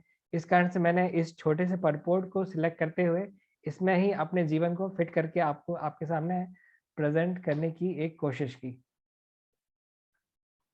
पहले शुरुआत में मैं चेस भी अच्छा नहीं खेलता था। मेरे साथ मेरे जितने भी मैं 8-8 बार 10-10 बार खेलता था, तो 10 में एक आध बार जीतता था और 9 बार हारता था। मैं चेस खेलने में भी कमजोर था। ये अपने स्कूल डेज की बात कर रहा हूँ। तो हाँ, कोई व्यक्ति बोलता था कि तुम चेस खेलते ही क्यों जब तुम हमेशा ही हारते हो। तो है, तुम चेस का गेम खेलते ही क्यों जब तुम हमेशा ही हारते हो। तो तुम भी जानते हो और हम भी जानते हैं कि तुम खेलोगे और तुम हारोगे। हमने कहा नहीं, कोई दिक्कत नहीं, मेरा इंटरेस्ट है। तो कहाँ इतना खराब चेस खेलता था, फिर वहां से कहाँ नेशनल लेवल पे जाकर के परफॉर्म करके कॉलेज की टीम से 5 लोग जो सिलेक्ट हुए थे, उन 5 लोगों में सिलेक्ट होकर के नेशनल लेवल पे परफॉर्म कर पाया। तो that is also again from failure to success. तो हम फिसड्डी हो सकते हैं किसी फील्ड में, वो कोई बात नहीं, परंतु हमारी आगे बढ़ने की कितनी क्षमताएं हैं, कितनी कितनी हम शक्ति व्यय करने के बारे में सोचते हैं, that is the determining factor. तो इसलिए कभी भी कोई व्यक्ति मेरे से बोलता है, प्रभु जी हमारे अंदर तो ये बहुत अनर्थ है, ये बहुत बड़ी समस्या है, तो क्या हमको भक्ति करना चाहिए, क्या हमको आश्रम में आना चाहिए, मैं वही कहता हूँ कि देखो, मेरे तो लाइफ में मैंने बहुत सारी चीजें देखी हैं, बदलते हुए देखा है, हमने चीजों को बदलते हुए देखा है। तो इस सेंस में मैं हमेशा एनकरेज करता हूँ डिवोटीज को कि if you are ready to pay the price, Krishna is more eager to take you then you are interested to go back to God. This the quote from his holiness Radhanath Swami Maharaj, जो कि his grace Ananda Vrindavan Prabhu ने कई बार share किया है। मैं बहुत सारे lectures आनंद वृंदावन प्रभु के भी सुना हूँ, चौपाटी से कनेक्टेड सीनियर कांग्रेगेशन लीडर है। वो बोलते हैं कि श्री श्रीमद राधानाथ स्वामी महाराज बताते हैं कि Krishna is many times more interested in us than we are interested in devotional services. So that is very important quote. So moving from failure to failure without the lose of enthusiasm is the sign of mature practitioner. Moving from failure to failure without the lose of enthusiasm is the sign of a mature spiritual practitioner. Correct? इसको आप लोग सब याद कर लीजिएगा, क्योंकि एक साधका कई बार फेल होता है, पर उसको फेल होने के बाद में भी उसको जो आगे बढ़ते रहना ही बुद्धिमत्ता का लक्षण है। Failure that brings humility is better than the success that brings pride in our heart. एक ऐसी असफलता जो हमारे जीवन में विनम्रता लाती है, ये कहीं ज्यादा बेटर है उस सक्सेस से जो कि हमारे हृदय में अहंकार उत्पन्न करती है।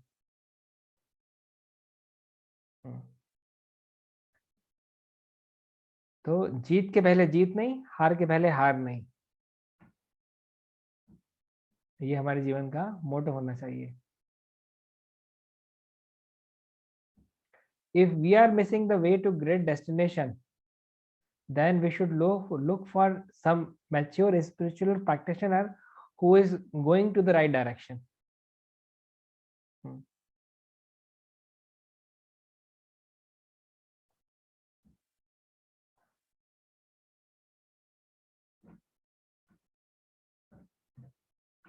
So in that way, just wanted to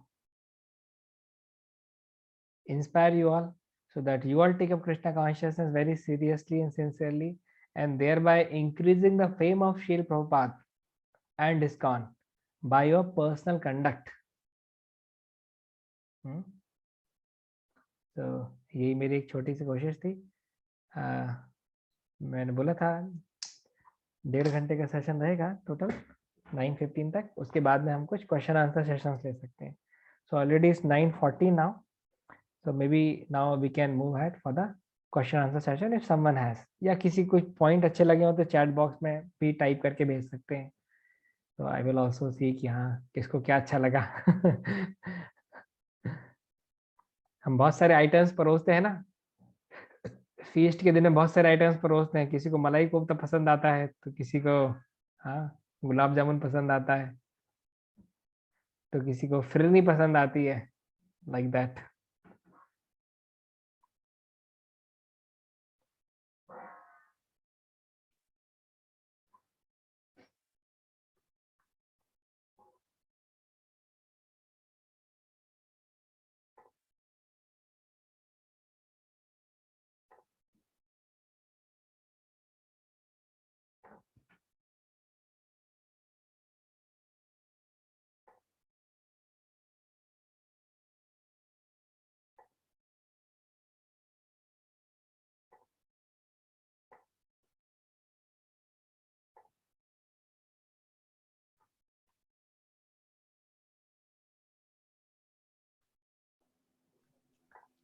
Hare Krishna.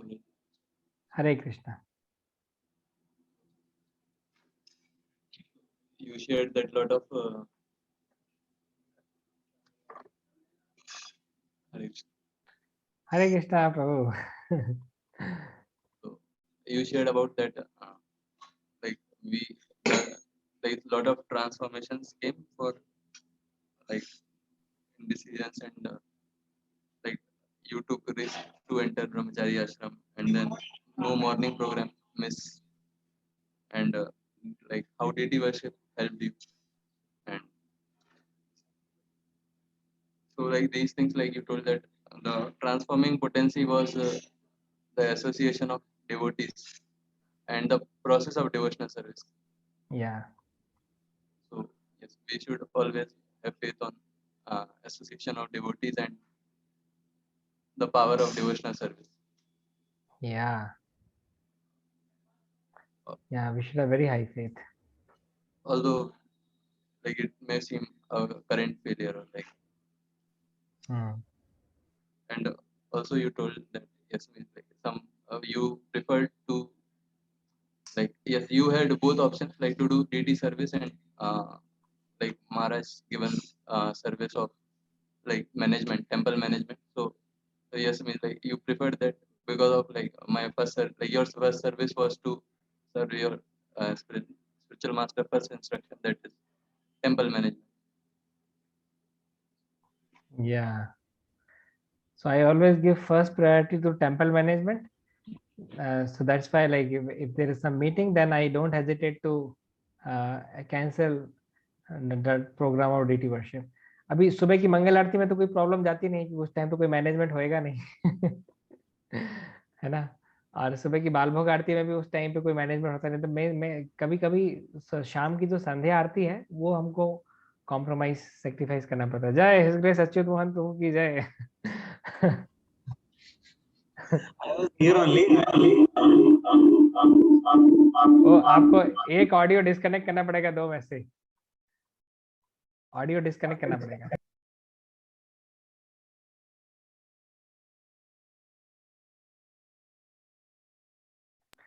And Shri Kumar Krishna Prabhu is a wonderful devotee. He spent some days in Ujjain. Separately And because cameraman nahi aa raha tha na. अच्छा अच्छा। Thank you. It was fantastic class actually. So many details I also did not know. I got to know. You are really very humble. I must say that actually. And one amazing thing about you is you are very hope giving to everyone. Very very hope giving. And very genuine appreciation you have for the process of Krishna consciousness. So thank you. If I'm able to please devotees like Achyut Mohan Prabhu by any way, my life is successful.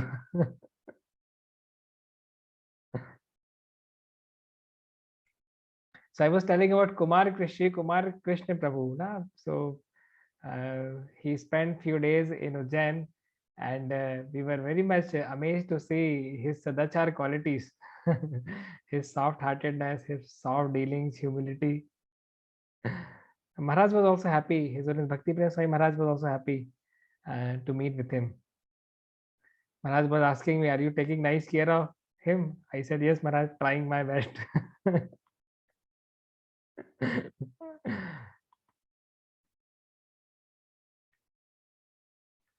So someone wrote in a comment that I like the class, and decision making is very important. Yes. Although we will have to face failure, but we should continue. Yeah. We can't expect the success without going through the journey of failure. Hare Krishna, Prabhuji. Hare Krishna. Thank you very much, Prabhuji, for your very practical class and especially your experiences. It was very like for me personally also, it was like lot of lessons to learn how we should approach the process of bhakti. Many points which you spoke was I liked very much. One was about that tolerance group which you said. I really want to start applying it. and you said that the first how we handle the first arrow of Kamdev that decides the lust equation. So yeah. these and you told about that snake and ladder, that back to square one. Yeah. So these small things which you spoke, they are very deep and profound, and I really will try to apply it. I had one question, Rohit. Yeah.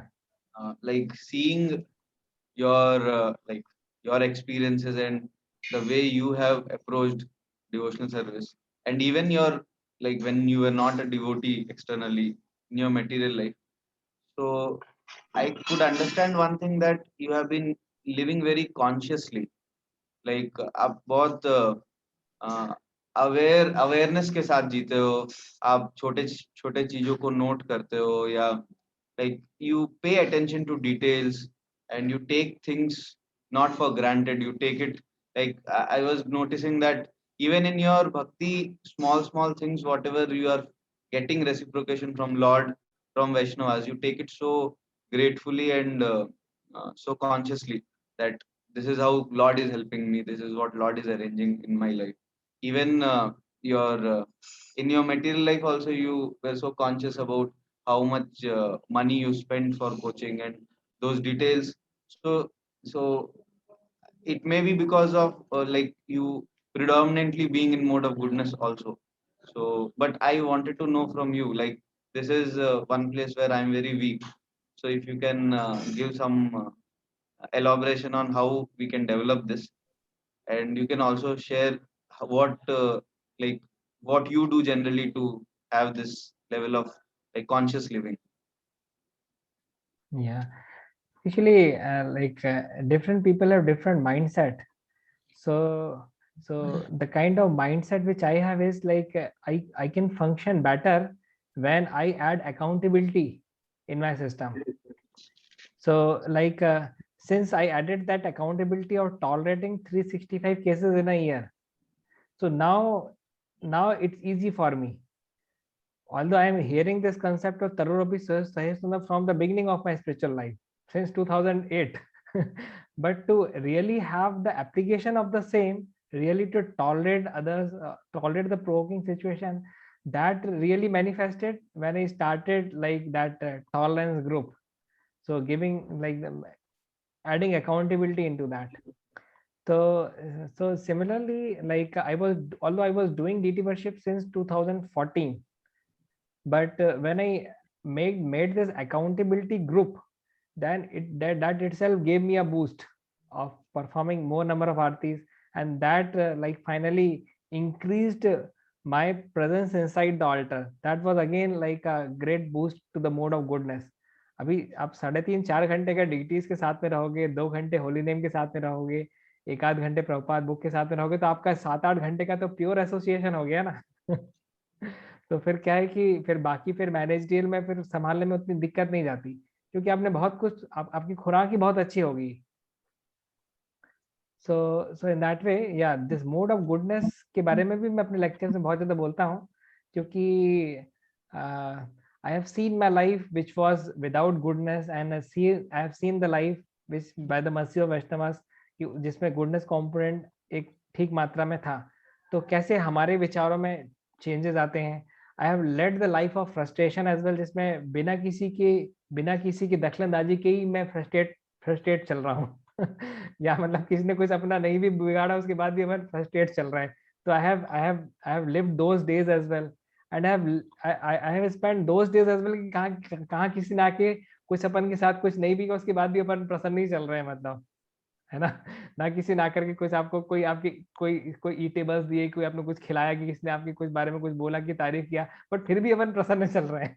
So both the days I have experienced. So how this mode of goodness is a very important component.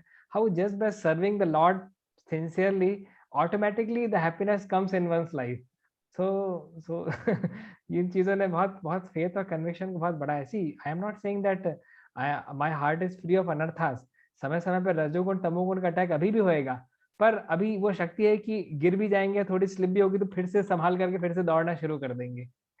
So that is the thing. तो in that पे अभी भी कुछ अपराध करते हैं वैष्णवों के प्रति, कुछ अपराध अगर हो जाता है तो उसके रेपरकशंस अभी भी हमको भुगतने पड़ते हैं। खासकर मैनेजमेंट में रह करके तो आप अपराध से मुक्त हो ही नहीं सकते। अभी 2 सीनियर डिवोटीज के बीच में कॉन्फ्लिक्ट है, दोनों ही ने 25-25 30-30 साल ब्रह्मचर्य आश्रम में बिताए हुए हैं। अब कोई एक ना एक तो आपका सिर फोड़ेगा ही फोड़ेगा। क्योंकि तो यहाँ पे अभी मेरे से सीनियर 24 सीनियर मंदिर में है। 24 seniors are living in the same temple in which I am the temple president, और वो दो मतलब शेर और चीते की लड़ाई में डिसीजन जो है वो किसको लेना है, गिलहरी को लेना है। तो ऐसी तो स्थिति रहती है, मतलब तो इट्स वेरी चैलेंजिंग, बट ठीक है, like since spiritual master has given the responsibility, तो अब ये सब भी करना पड़ता है, झेलना पड़ता है. अब बहुत सारी गोलियां लगती भी है, दर्द भी होता है, झेलना पड़ता है, आगे बढ़ते रहना पड़ता है, बहुत विनम्र बन के रहना पड़ता है. सबके चरणों में ही रहना पड़ता है, तो जाकर के सरवाइव कर पाते, आगे बढ़ पाते हैं. तो एक्चुअली जब व्यक्ति को, जब अब जैसे एक है कि स्विमिंग के बारे में हम क्लासेस अटेंड कर रहे हैं, पावर पॉइंट प्रेजेंटेशन देख रहे हैं और हम केस स्टडीज डिस्कस कर रहे हैं, दूसरा है कि क्या पानी में ही आपको फेंक दिया. तो फिर क्या है कि वो वहां पे फिर क्या व्यक्ति उसके पास कोई ज्यादा स्कोप नहीं रह जाता, मतलब वहां पे उसको क्या सीखनी पड़ेगी स्विमिंग, नहीं तो वो डूब जाएगा. So when a person is put into a practical situation, then like a lot more experiential learning and realization comes.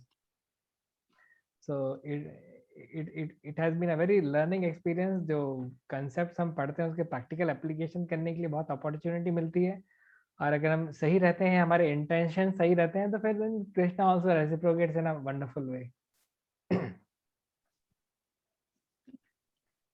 So accountability is power, at least in my life.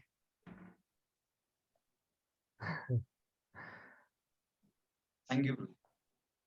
Thank you.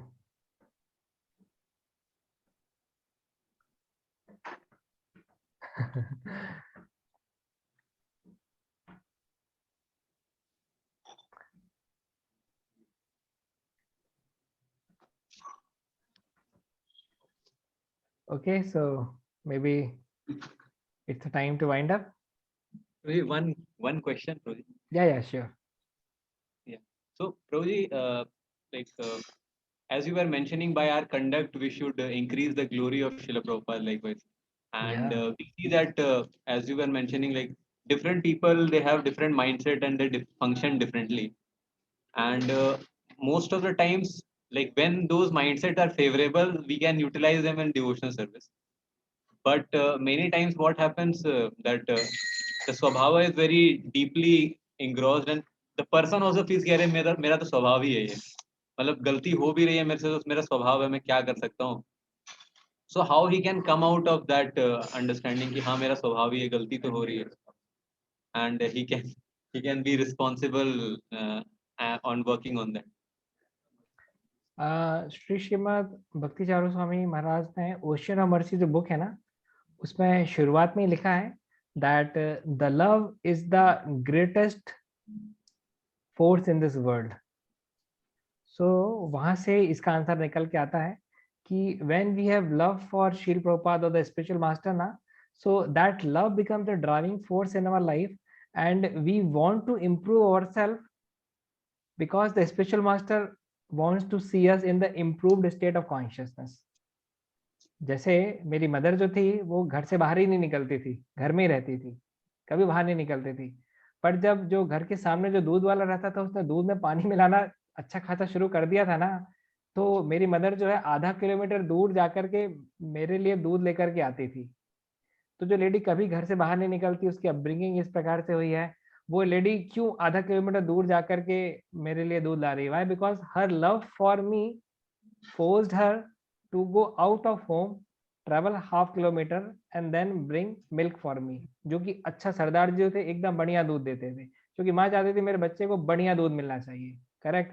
So her love for me basically facilitated her to break her conditioning. So similarly, we may have anarthas, we may have shortcomings, but to the degree that love component is strong, we will try every hook and crook to improve ourselves, because we want to please the personality whom we love, like that.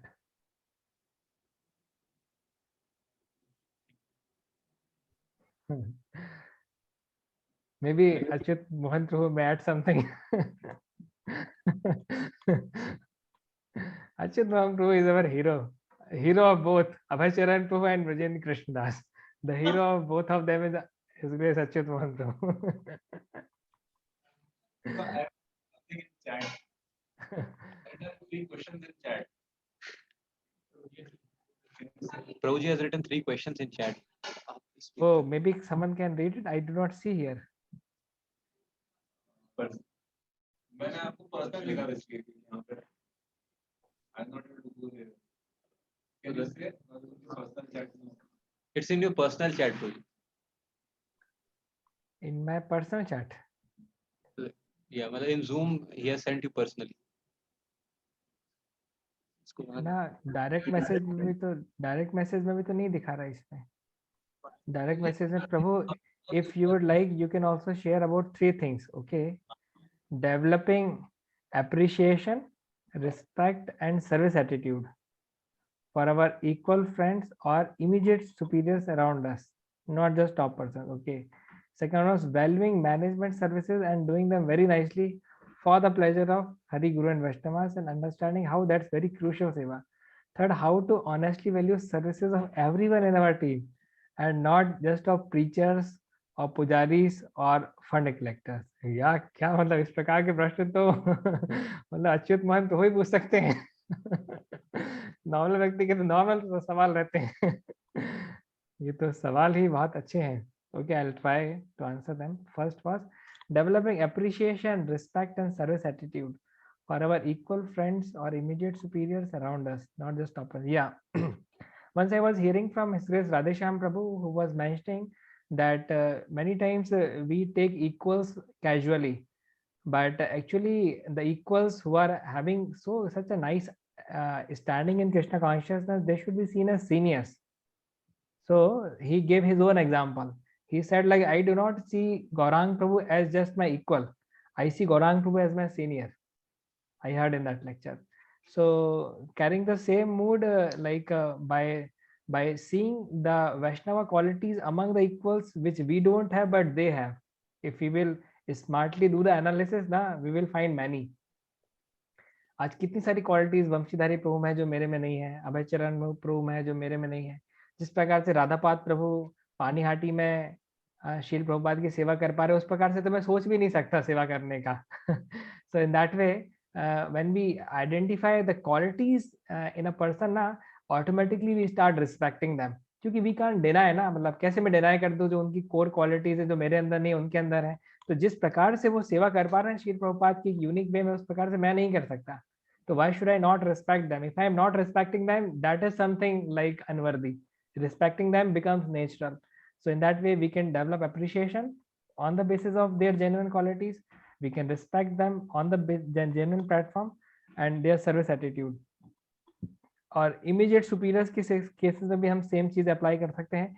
What to say of seniors actually? Many times when I find some rare qualities or some good qualities in juniors, I started respecting them. तो फिर equals और seniors फिर और ही ऊपर level की बात हो गई. अभी जैसे कृष्ण किशोर प्रभु हैं हमारे मंदिर में, कृष्ण किशोर प्रभु हैं. So age wise also he is junior to me and bhakti wise also he is junior to me, but I never considered him as junior. I do not see him even as equal. I see him as senior because the level of contribution he is making now is dynamic. तो उस कारण से मैं उनको equal के जैसे भी देखने में मुझे शर्म आती है. कैसे मैं उनको इक्वल के रूप में भी देखूं जबकि उम्र में 10 साल छोटे हैं. तो कंट्रीब्यूशन इतना ज्यादा है. हमारे जो लॉकडाउन हुआ पिछले साल 2020 में, तो फंड्स क्राइसिस इतनी प्रॉब्लमेटिक हो गई थी. 67.5 लाख रुपीज उन्होंने कलेक्ट करके दिए. पूरे वर्ल्ड वाइड डिसाइपल्स से उनका कॉन्टेक्ट था because he was the secretary of Guru Maharaj.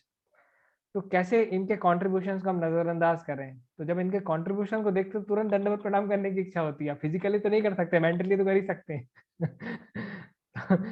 तो फिजिकल करेंगे तो वो शर्मा जाएंगे. तो इस कारण से but see second thing is Krishna is always taking the note of our consciousness. हाँ, तो सेंस में जब कृष्ण देखते हैं कि जो कृष्ण के लिए रियली जो परफॉर्म कर रहे हैं, हम उनके कॉन्ट्रीब्यूशंस को अप्रिशिएट कर रहे हैं कि उससे कंपेयर कर रहे हैं अपने आप को कि अपने फॉल्सी को पे ले रहे हैं. Krishna is always taking the note of these things, small things. तो जब कृष्ण देखते हैं कि अच्छा भगवान के एक अच्छा सुपुत्र है, हम उसको अप्रिशिएट करें, तो कृष्ण क्या हमको भी ब्लेसिंग देते और हमारे अंदर की अनर्थ निवृत्ति होना शुरू हो जाती है. सो that is very important. And the second thing was valuing management systems and doing them very nicely for the pleasure of Hari, Guru and Vaishnavas, understanding that there's a very crucial seva. Actually ज्यादातर लोग management नहीं करना चाहते, ये तो मैंने अच्छे से देख लिया. ज्यादातर लोग जो है वो झमेला नहीं चाहते हैं बेसिकली, पर किसी न किसी को तो झमेले में जाना पड़ेगा.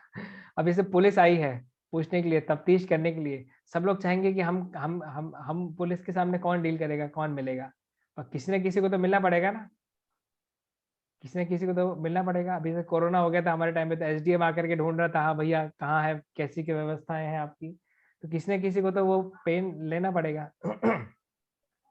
तो एक बहुत अच्छी अंडरस्टैंडिंग जो है श्रीमद् भक्ति प्रेम स्वामी महाराज ने शेयर की थी कि जैसे जब हमारे घर में समस्या आती है, तो उस समस्या में जो रिलेटिव फैमिली मेंबर जो सामने आकर के उस समस्या को निपटारा करने के लिए सामने आता है, हम उससे ज्यादा प्रेम करते हैं कि जस्ट जो बातों बातों में गुडी गुडी बातें हमसे करते हैं, हम उससे ज्यादा प्रेम करते हैं? नहीं। जो हमारे जब घर में समस्या आती है, तो जो फैमिली मेंबर उस समस्याओं में सामने आकर के उन समस्याओं का लोड लेने के लिए जो आगे आता है ना, हम उसके लिए ज्यादा ग्रेटफुल रहते हैं। तो सिमिलरली शील प्रभुपाद का जो टेम्पल है, इस टेम्पल में जो भक्त सामने आकर के इन जो समस्याएं इनको उत्साह के साथ में सामने आकर के डील करेगा, उस पर शील प्रभुपाद की कृपा ज्यादा रहेगी। इनफैक्ट एक और एस्पेक्ट मैंने देखा श्रीमद् भक्ति प्रेम स्वामी महाराज के जीवन से कि महाराज ने अपने पूरे जीवन में उन्हीं सर्विसेज पे ज्यादा फोकस किया जो कोई नहीं करना चाहता। एग्जाम्पल के लिए से महाराज ने देखा कि अच्छा ऑल्टर में अभी पुजारी कम है, तो पुजारी करने के लिए चले गए। उन्हें देखा अच्छा अभी ऑल्टर में पुजारी सफिशिएंट है, कीर्तन करने वाला कोई नहीं है मंदिर में, तो कीर्तन करने के लिए चले गए। अच्छा कीर्तन में सही चल रहा है, पुजारी डिपार्टमेंट ठीक चल रहा है, लोग बाग जो है वो जो साफ सफाई में इंटरेस्टेड नहीं है, तो खुद ही झाड़ू उठा करके साफ सफाई करना शुरू कर दिए। बोला अच्छा किचन में लोग जाते हैं पर प्रसादम सर्विंग के लिए लोगों का ज्यादा इंटरेस्ट नहीं है, तो खुद ही प्रसादम सर्विंग करना शुरू कर दिया। तो इस प्रकार से उन्होंने ज्यादातर समय उन सेवाओं में अपना समय बिताया है जो जहाँ देखा कि जो सेवाएं ढीली पड़ना शुरू हो गई। So in that way, by his own life, he established that how on the transcendental platform, all the services are equal. What it matters is the consciousness. What it matters is the consciousness. Services की बात नहीं है, बात service attitude की है। तो वो service attitude जो है वो कृष्ण हमेशा कंसिडरेशन में लेंगे। तो खासकर जो मैनेजमेंट सर्विसेज हैं, जो ज्यादातर लोग नहीं करना चाहते हैं, झमेले में नहीं पड़ना चाहते हैं, तो उसकी रिक्वायरमेंट भी है। और अगर हम उसमें सही से योगदान दे सकते हैं तो ये बहुत बड़ा योगदान है अपने आप में। थर्ड पॉइंट था how to honestly value the services of everyone in our team and not just of preachers और pujaris of fund collector. Yes, generally तो प्रीचर्स की काफी हाई वैल्यू रहती है। लोग बाग सोचते हैं अच्छा ये प्रचारक हैं तो मतलब एक ग्रेड डिवोटीज है। प्रीचर से तो एक ग्रेड डिवोटीज है, फंड कलेक्टर है तो वो भी एक ग्रेड डिवोटी है क्योंकि मंदिर नहीं चलेगा, है ना। पुजारी की कहीं उतनी वैल्यू रहती है, कहीं उतना नॉर्मल भी देखते हैं, क्योंकि कोई कम पढ़ा लिखा व्यक्ति पुजारी करता है तो कई बार हमेशा उतना सम्मान नहीं भी मिल पाता है। बट जनरली प्रीचर्स और फंड कलेक्टर्स तो ए ग्रेड सर्विस रहती है। बाकी फिर कोई व्हीकल डिपार्टमेंट के इंचार्ज है तो बी ग्रेड सर्विस होगी वो तो। है ना, कोई गार्डन संभालता हो तो बी ग्रेड सर्विस हो गई। तो इस प्रकार से नियोफाइट अंडरस्टैंडिंग में व्यक्ति जो है इस प्रकार से सोचता है। परंतु जिस प्रकार से एक कार में एक जैसे एक बोल्ट भी है ना, एक नट बोल्ट भी अगर मिसिंग हो जाता है तो फिर उस कार को आप नहीं चला सकते, है ना। तो इन द सिमिलर वे में हर एक पार्ट का जो इम्पोर्टेंस है, जब हम उसको रिकॉग्नाइज करना बंद कर देते हैं ना, तो हम उसको फिर हल्के में लेना शुरू कर देते हैं। सो इन दैट वे हर एक व्यक्ति की सर्विसेज की जो वैल्यू है उसको हम कंटेम्पलेट जब करेंगे तो हमको क्लैरिटी बढ़ेगी हमारी। सी कंटेम्पलेशन लीड्स टू क्लैरिटी। जैसे जैसे किसी के बारे में हमको पता ही नहीं रहता है तो हम उसको कैसे अप्रिशिएट करेंगे, है ना। पर जब पता चल जाए कि अच्छा ये वो व्यक्ति है तो फिर हमारा अप्रिशिएशन जो है वो काफी कुछ बढ़ जाता है।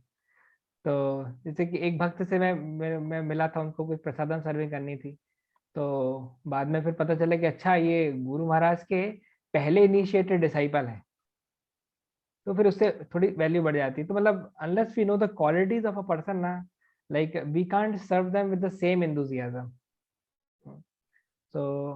सो वही है कि हर एक सर्विसेज की वैल्यू को जितना हम कंटेम्पलेट करेंगे उतना ज़्यादा उस सर्विसेज को परफॉर्म करने वाले की वैल्यू भी हमारे जीवन में बढ़ जाएगी।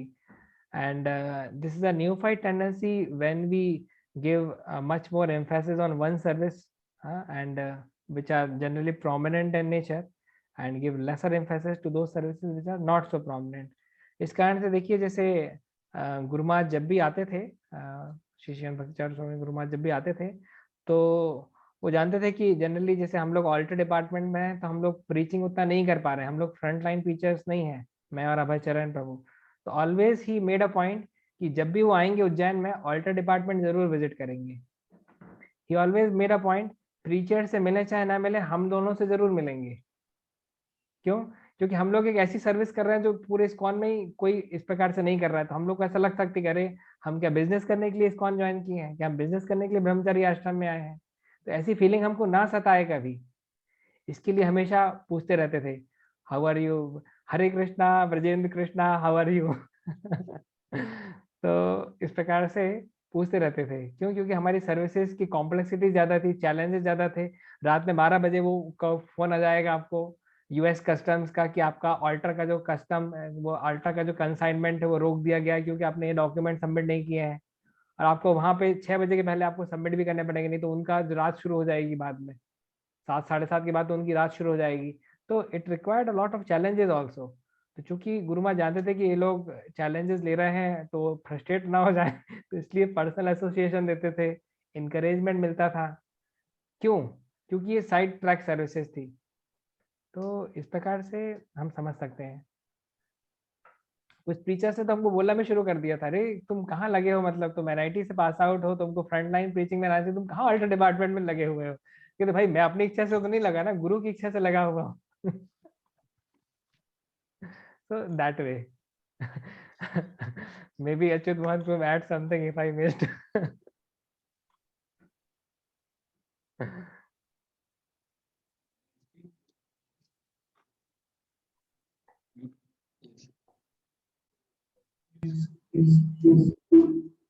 Hare Krishna.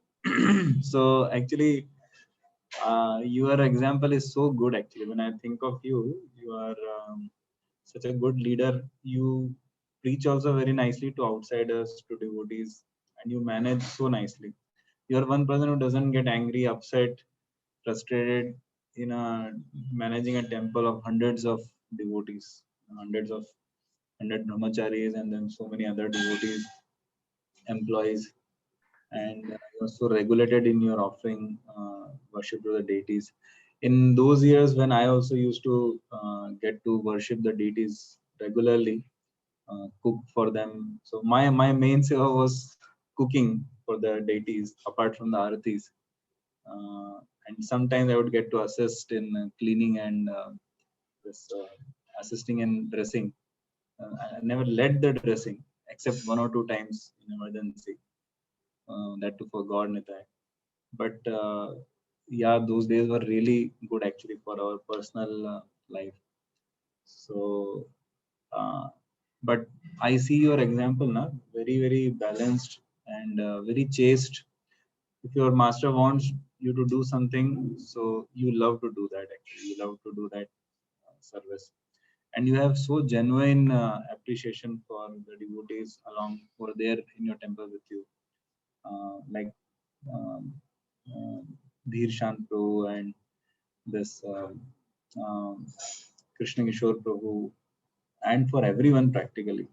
And your superiors, so you really worship them.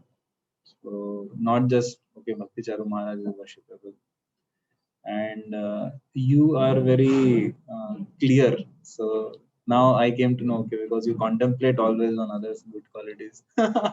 You yourself told, and also you value the transformation which has been brought 15 years ago also in your life. You till now you value it so much, and therefore you always remain grateful, like that person who would always go back and see the old clothes in the trunk. That example we hear, and everyone actually loves you and feels so much confident of you there. Nobody fears you, so that is very good success. Hmm. So, and you give so much time and attention to us also. Although we are not able to do any your do as such, not in your that you know the domain of you're supposed to do, you're obliged to do, and you are also having such deep attachment for many Vaishnavas, spiritual attachment like Radhesham Prabhu and Bhakti Prem Maharaj, Radhanath Maharaj. So generally people have only with their spiritual master, but this shows your good character, and your graph is always going up. Whatever you learn, you make good notes, and so that I don't know. Nobody has been there in the history of ISKCON till now who has been able to give classes and trained so many IAS officers happily, like they're calling again and again consistently. Probably if lockdown would not have been there, you would have become a permanent IAS trainer of active MP cadre. So fantastic, actually. And by your good leadership, your IYF department has set up so much youth preaching in Indore and Bhopal and Ujjain. So the great asset in your temple is you, Abhaycharan Prabhu, and Chittari Krishna Prabhu, and Dhir Shant Prabhu. What is his name? Dhir Gaur. Dhir Gaur. Dhir Gaur Prabhu. And and your friendship with Vamshidhari Prabhu, Radha Prabhu, all of you actually, Chatush Kumar. So I feel myself very, very fortunate. So before giving spiritual world, Krishna has given greater thing than spiritual world to some people like us, although we don't deserve. So the highest thing mentioned, highest blessing of Krishna mentioned in the Shastras is the loving friendship of some good devotees of Krishna.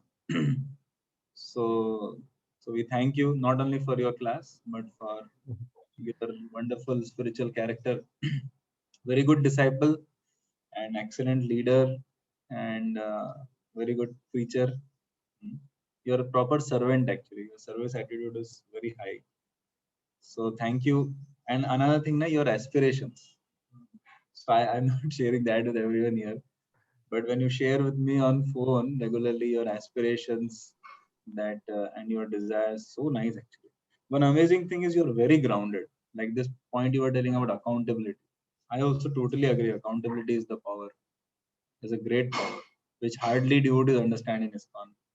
But I have also myself experienced it very well. So that, like I was recently telling one devotee, sometimes counselors keep coming and complaining, and I am not happy with you. So मैं उनसे बोला अरे भैया यार 2 साल से तुम बोल रहे हो, I am supposed to tell you that I am not happy with you. And I told you were never accountable also. So, and I told you, check out my record. Last 2 years also you check out. Not even 1 week I have not been accountable to my superior. तू ऐसे चढ़े जाता है तो आजकल जो है दुनिया चेंज हो गई एकदम. So when I see example like yours, I can understand because basics पे जिसने ध्यान दिया है, वो actually जैसे ही आपके क्रिकेट में होता है या आपके एकेडमिक्स में होता है, actually gives very good examples. So specially cricket तो उनका एकदम कौन सी इनिंग्स पता नहीं क्या क्या याद रहता है इनको. तो ये तो very honest and genuine person ना. तो your क्या होता है मैं इनको सॉरी मैं भूल गया. अकाउंटेबिलिटी में हाँ बेसिक्स. तो क्रिकेट में एकेडमिक्स में ना फंडास बोलते हैं ना उसको, फंडास के भाई बेसिक फंडे क्लियर हैं तो वो बहुत अच्छे से कर सकता है. और इनका पता है होम ग्राउंड क्या है, ये खुद भी बोलते हैं मुझे, इन्होंने सिखाया मुझे ये वर्ड होम ग्राउंड. इनके एसोसिएशन के कारण मेरे को लग गया. तो बोलते हैं रेस्पेक्ट देना तो हमारा होम ग्राउंड है. रेस्पेक्ट देना, सर्विस करना, हम्बल रहना, अप्रिशिएशन देना, बोले उसमें तो वही तो हम करते हैं पूरा समय. तो very good actually. So very genuine devotee, very genuine devotee, and thank you. So you take me back to Godhead with you. नहीं भाई, मेरे से कोई बोलेगा तो मैं खाली एक ही लाइन बोलूंगा कि आवाज मुझे नहीं. हाँ एक मिनट ऑडियो ऑन करो.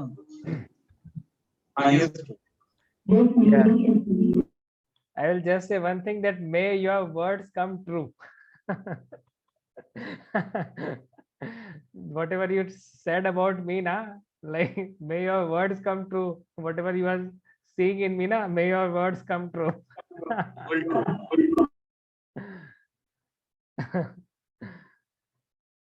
One time we are already true. तो आपके 2 कनेक्शन है ना, उसमें से एक को डिस्कनेक्ट करना पड़ेगा आपको, एक से आवाज चली जाएगी.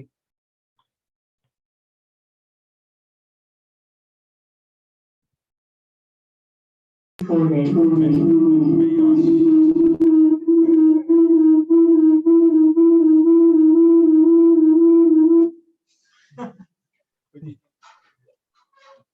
now it will be better. Yeah. Yeah. Anyway, thank you for your time, really. And so devotees are asking if you would like to. So Rohini Sutru is there, na, your favorite Prabhu. Yeah. So he will regularly request you. Okay. So you were supposed to come here. You didn't come here. What to or do? Lockdown. Yeah. But anyways, you have to intensely desire so that Krishna removes the lockdown simply so that you can come here. Sure. Anyway, Rohini Sutru will regularly request you. Okay. And you can request Abhay Charan Prabhu and our poet and yeah, Krishna Kishore Prabhu also. Krishna Kishore Prabhu to एकदम model है. Thank you. Please convey our humble obeisances, all of our humble obeisances to Maharaj also. Thank you, Rahul. Thank you so And much. we are also sending you some seva tomorrow evening. It'll reach you there. Yeah. Thank you in advance. Hare Krishna. Hare Krishna. Jagat Guru Srila Prabhupada की Jai. अनंत कोटि वैष्णव वृंद की गौर Premanand His Grace Rajendra Krishna Prabhu ki. जय।